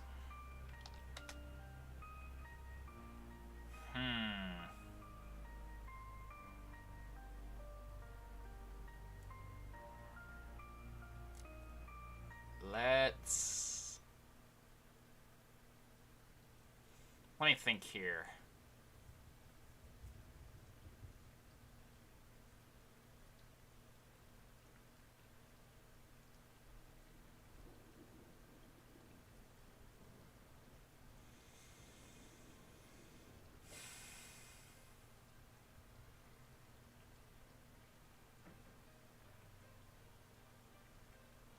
How am I going to visualize this?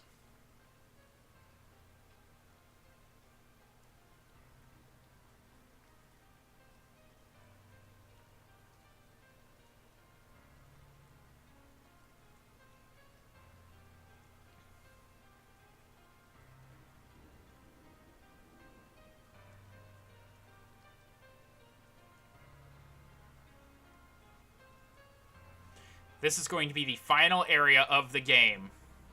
Like, the true final area.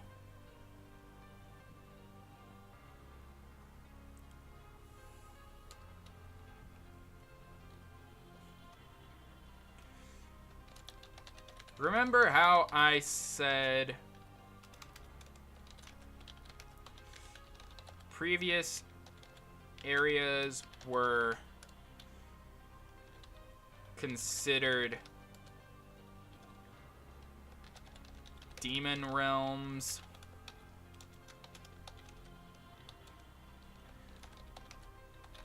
This place makes them look like a stage show from an elementary school.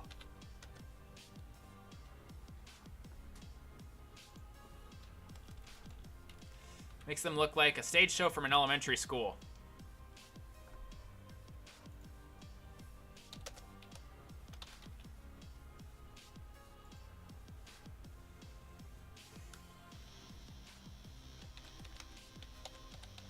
The ground is blue. The sky is a deep crimson.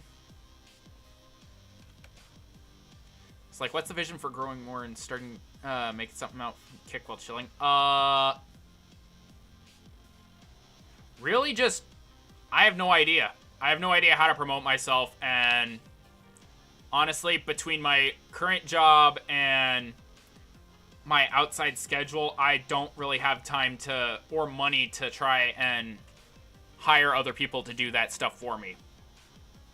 So at this point, all I have is Twitter, which is full of all the art bots I get in my chat.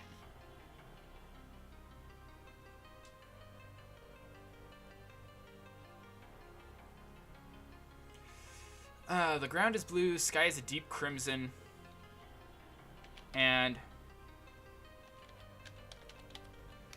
several structures are twisted in unnatural ways.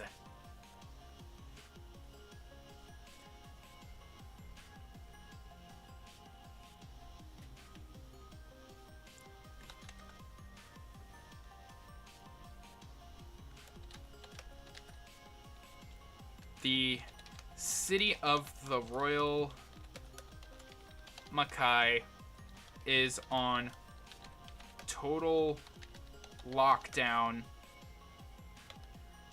after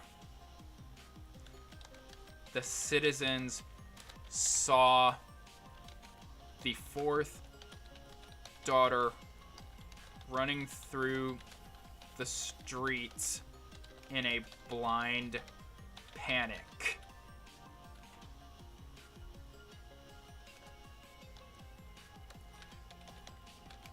There's nobody to talk to,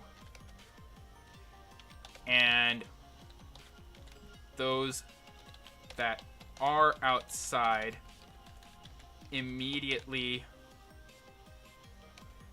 see you as a hostile force. These can be imps, demons, devils, arch-imps,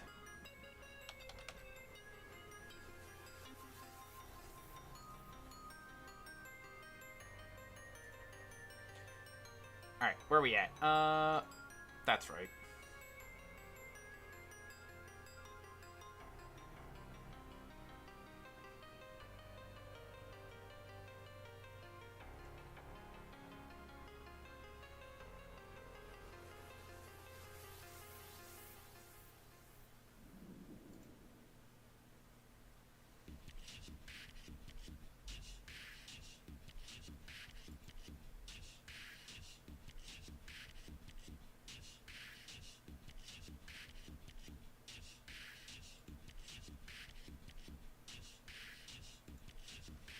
My mono realms, here we go.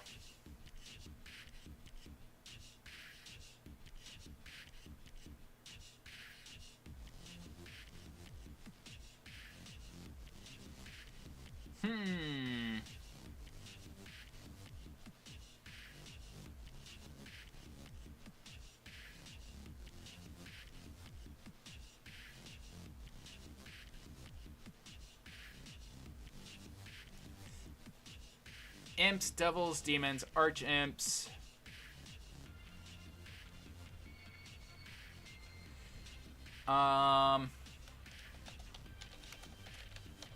Dark elves. And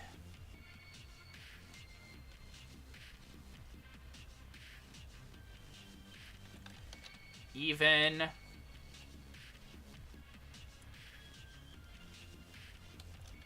dark slimes, just to name a few.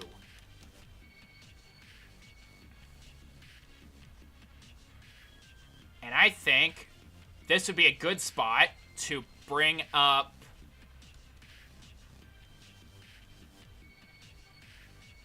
here we go.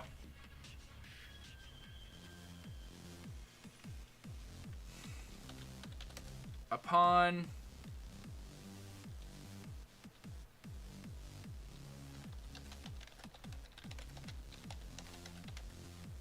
coming to the entrance of the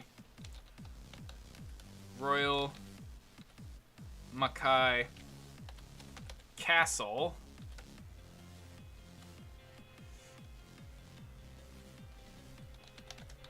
the party is stopped by 2 elite Dark Knights.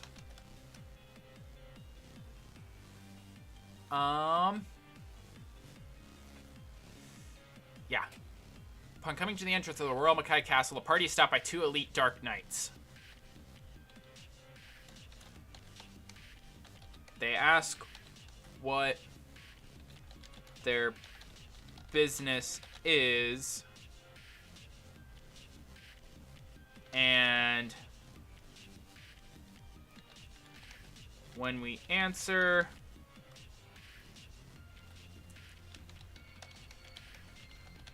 when given an answer, they immediately start combat.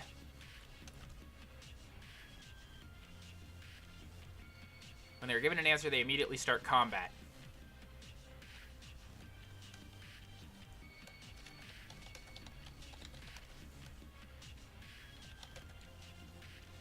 After beating the Dark Knights, a shop opens up, and it is the very last shop you are able to get.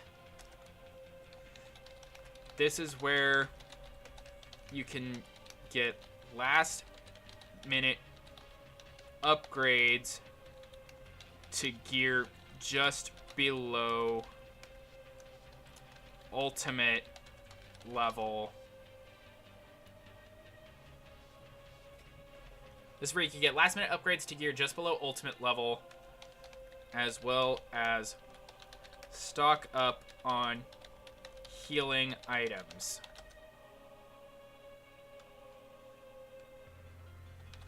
Once you go in this dungeon, there is no turning back.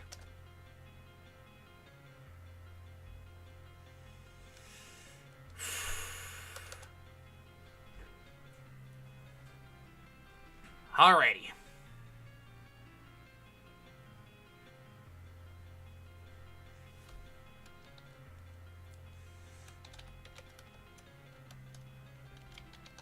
The Mackay Castle is much larger than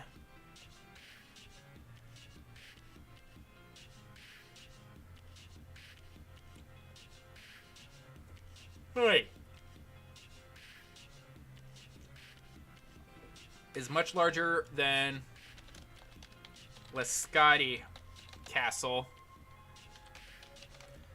and even harder than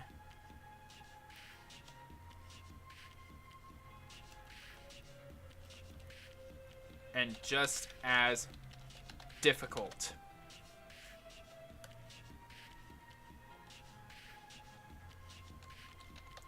Unlike the former Holy City, however,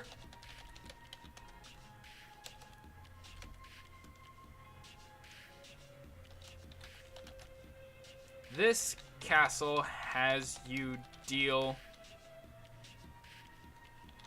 with something far worse than key holders to open other areas.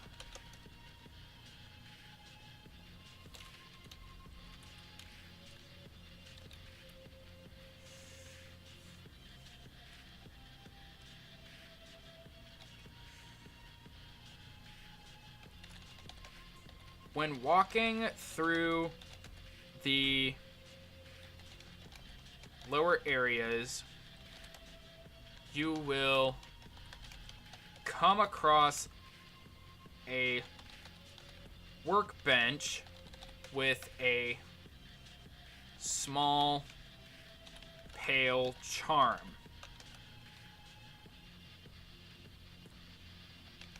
A note beside it reads,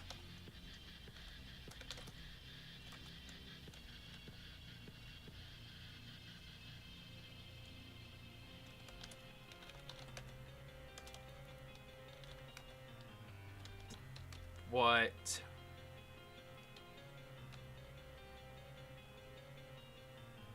blood hides what isn't there.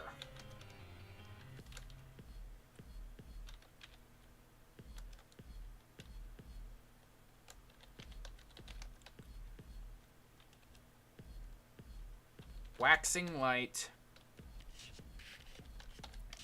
reveals all truths.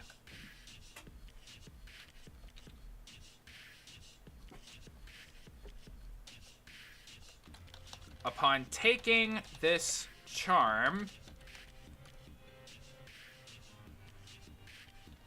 we are greeted by seeing double of all our party.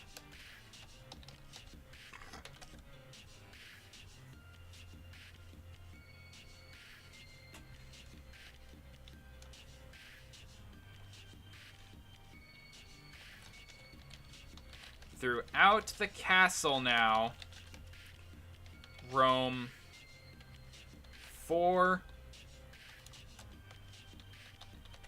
doppelgangers that will try to confuse you.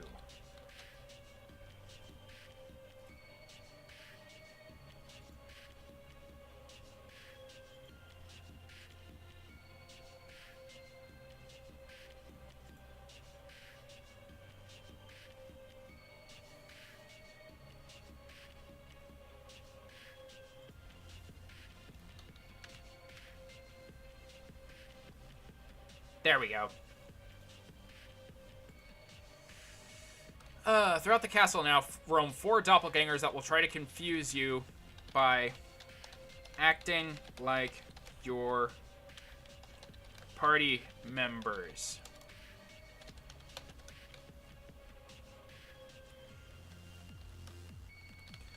Using the waxing charm,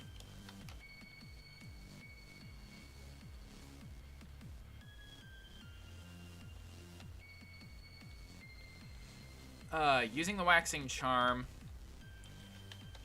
reveals the true form of these fakers, causing them to run away and hide.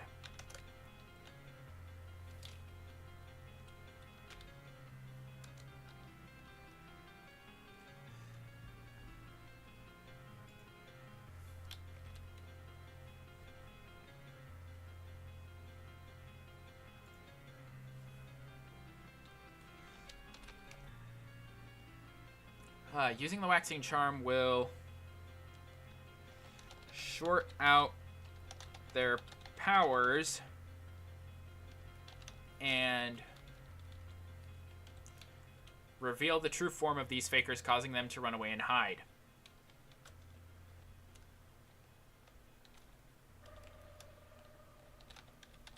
They will also drop scraps of lore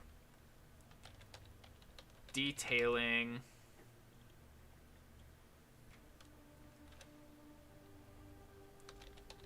letters Druella has sent to her mother regarding the fall of Lescati.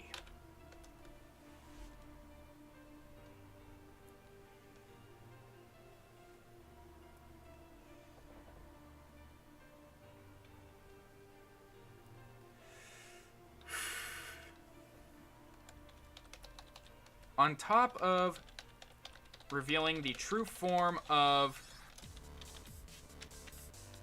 doppelgangers, the waxing charm will also reveal fake walls throughout the entire castle.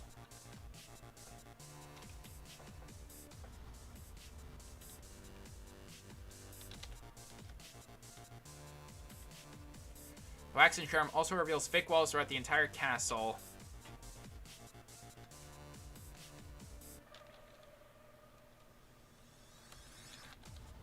This will lead to secret passages that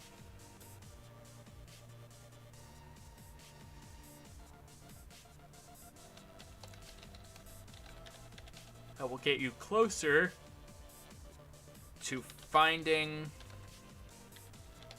where Druella is hiding.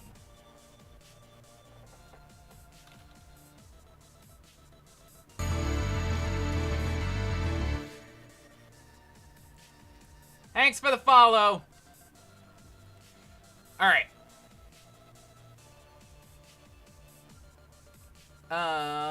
What else can I do here?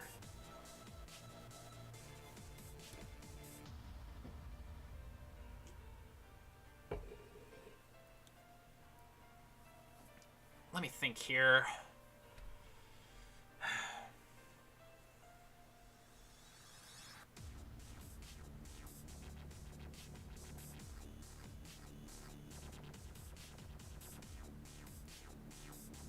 I think this is where we would get...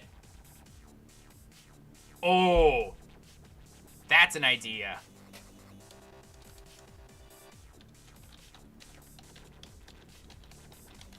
Upon reaching the final room of the dungeon,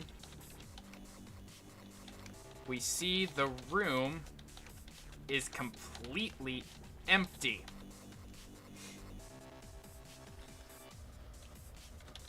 Not even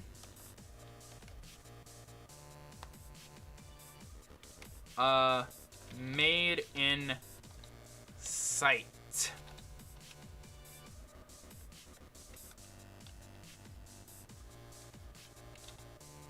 Then, after a bit of wandering,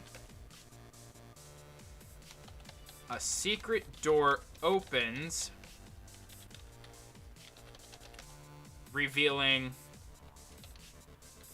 Druella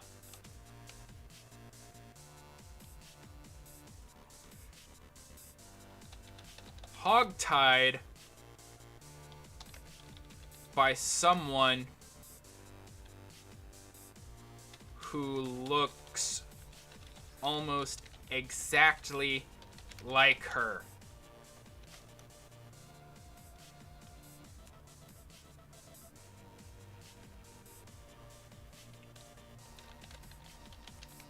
The woman in question seems very irritated that her happy time with her husband was interrupted by her daughter running in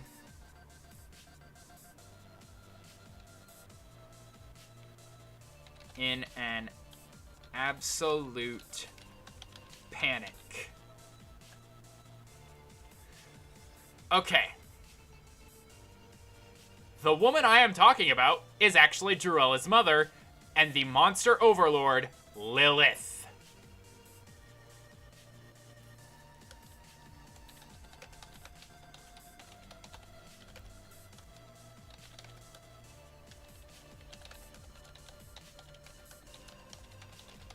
The current monster overlord. Did I really, I said that, right? The overlord, yeah.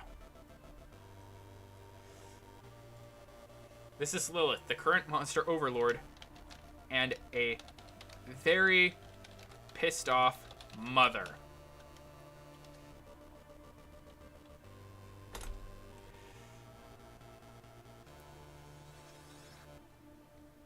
So, essentially, no, we are not fighting Lilith in this game.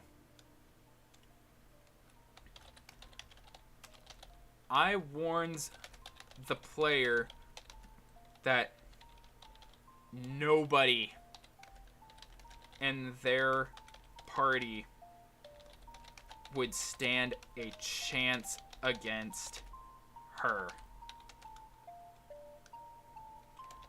Even at max level with ultimate gear.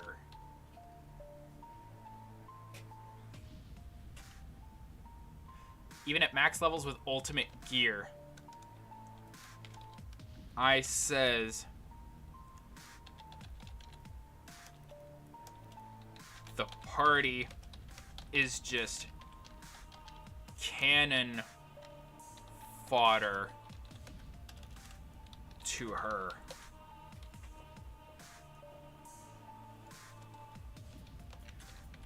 Lilith demonstrates this by flexing her aura.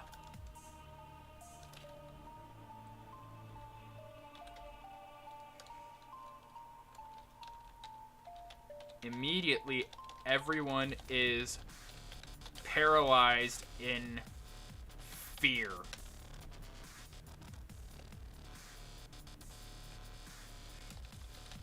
This is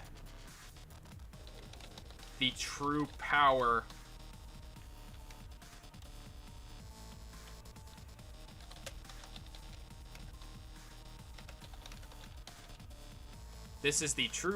of the Overlord.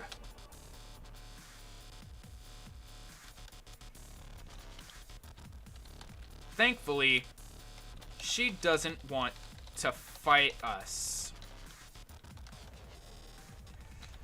She even agrees that what her daughter did at Lescati was the stupidest move she could possibly make. Oh yeah. Even she agrees that what her daughter did at Lescati was the stupidest move she could possibly make.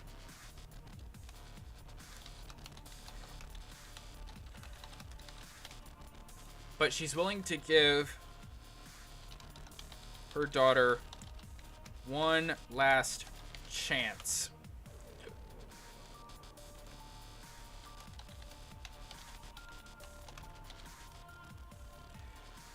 If she can best us in combat,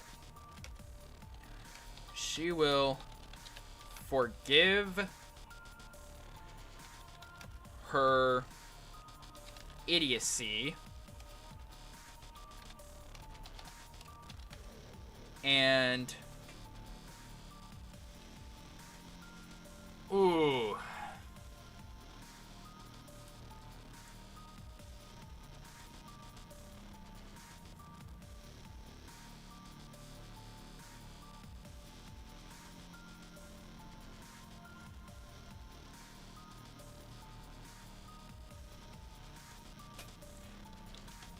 ignore her interruption by sending her on her way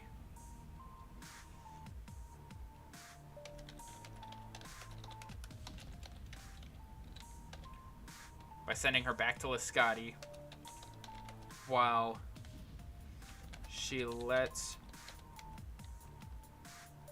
her subjects handle us, the leftovers. If she loses,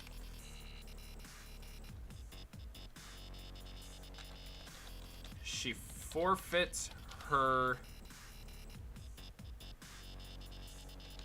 title and must give her new kingdom to one of her many sisters.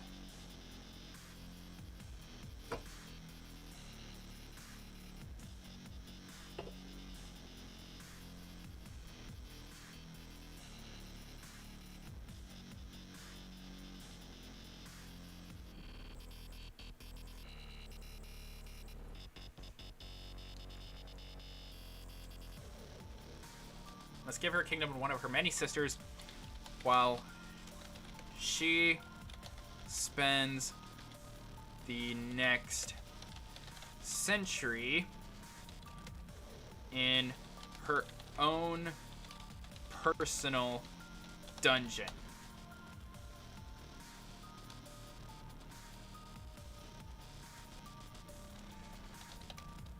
This is where the true final boss begins.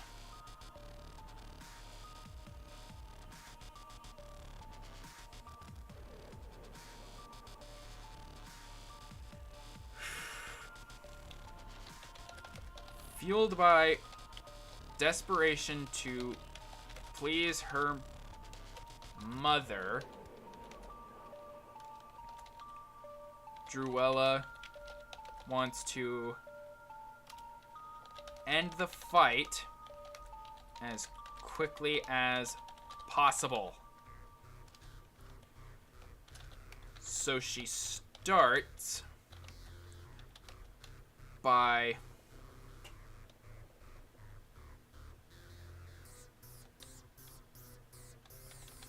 reducing everyone's HP to 1.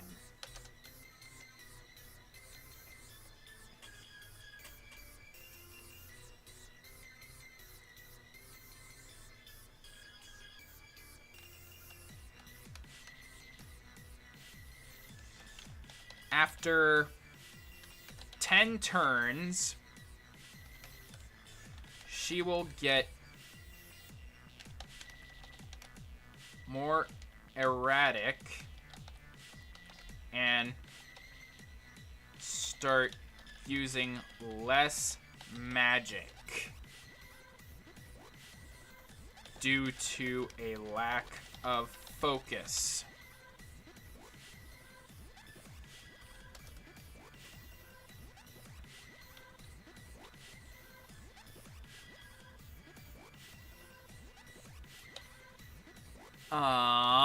What else? What else?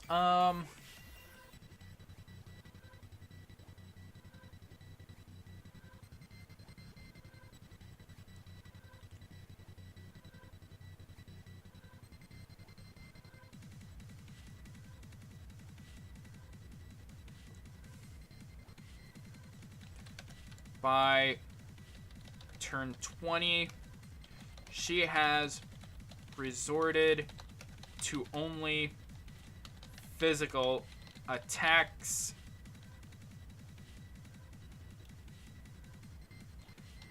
that start hurting a lot more due to her desperation-fueled berserker rage.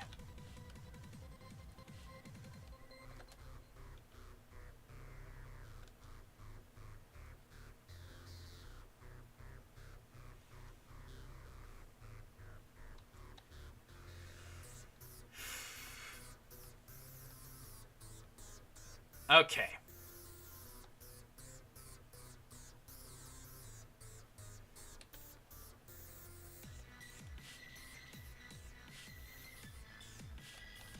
When the final blow is dealt,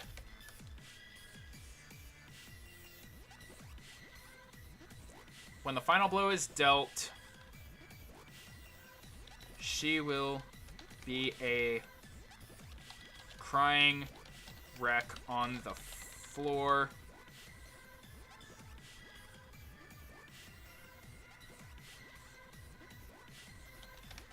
And even Lilith will feel some pity for her own daughter.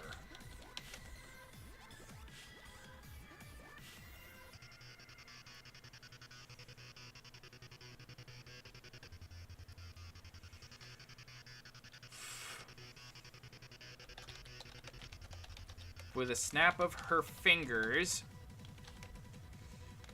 she orders her guards to take her daughter away and apologizes for the terrible stain on her family's reputation that Druella left.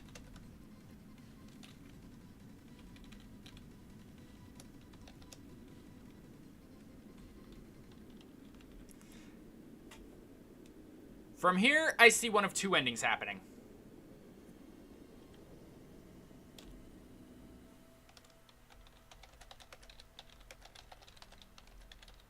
One of two endings will happen here.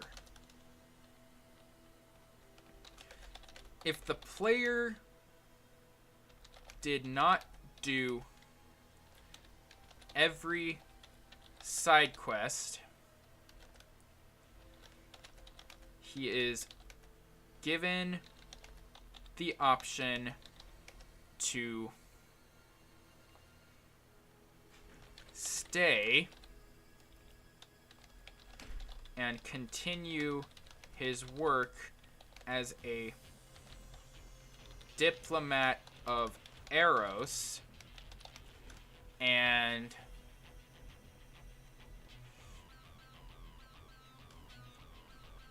wait, do I know this one?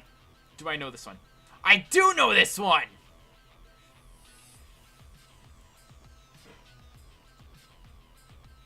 Anyway, he is given the option to stay and continue his work as a diplomat of Eros and solve problems between humans and Mamono until his eventual death in 50 years.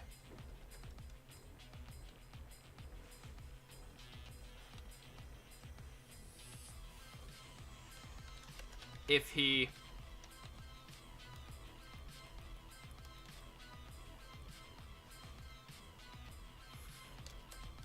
One of two endings will happen here. If the player did not do every side quest, he is given the option to stay and continue his work as a diplomat of Eros and solve problems between humans and Momono until his eventual death in 50 years.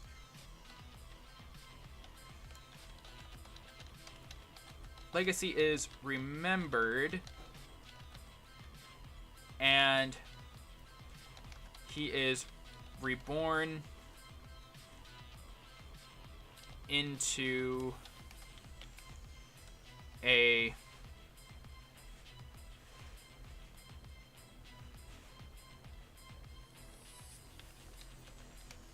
family living in a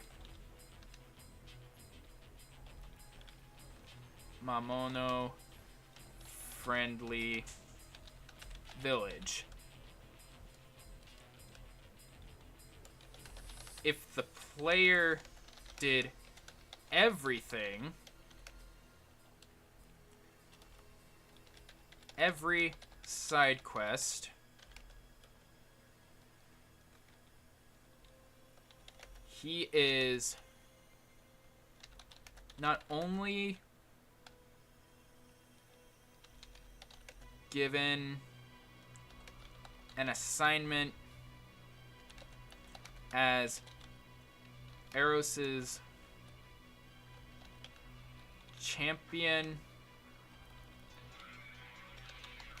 and diplomat,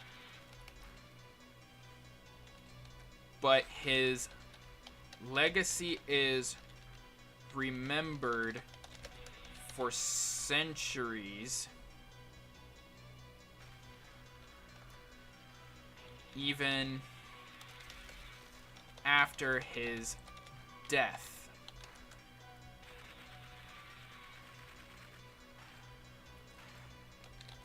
Though that wouldn't come for another few hundred years, thanks to his various wives. That is the kind of story I envision with this game. If he goes out of his way to build a relationship with the locals and actually help them through their problems as a diplomat and champion of Eros, he would not only be remembered, but also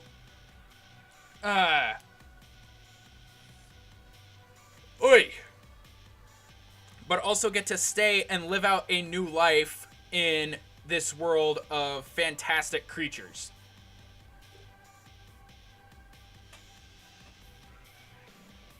And because of that, yeah, he would become an incubus, but he would still continue doing what he does best, helping people out.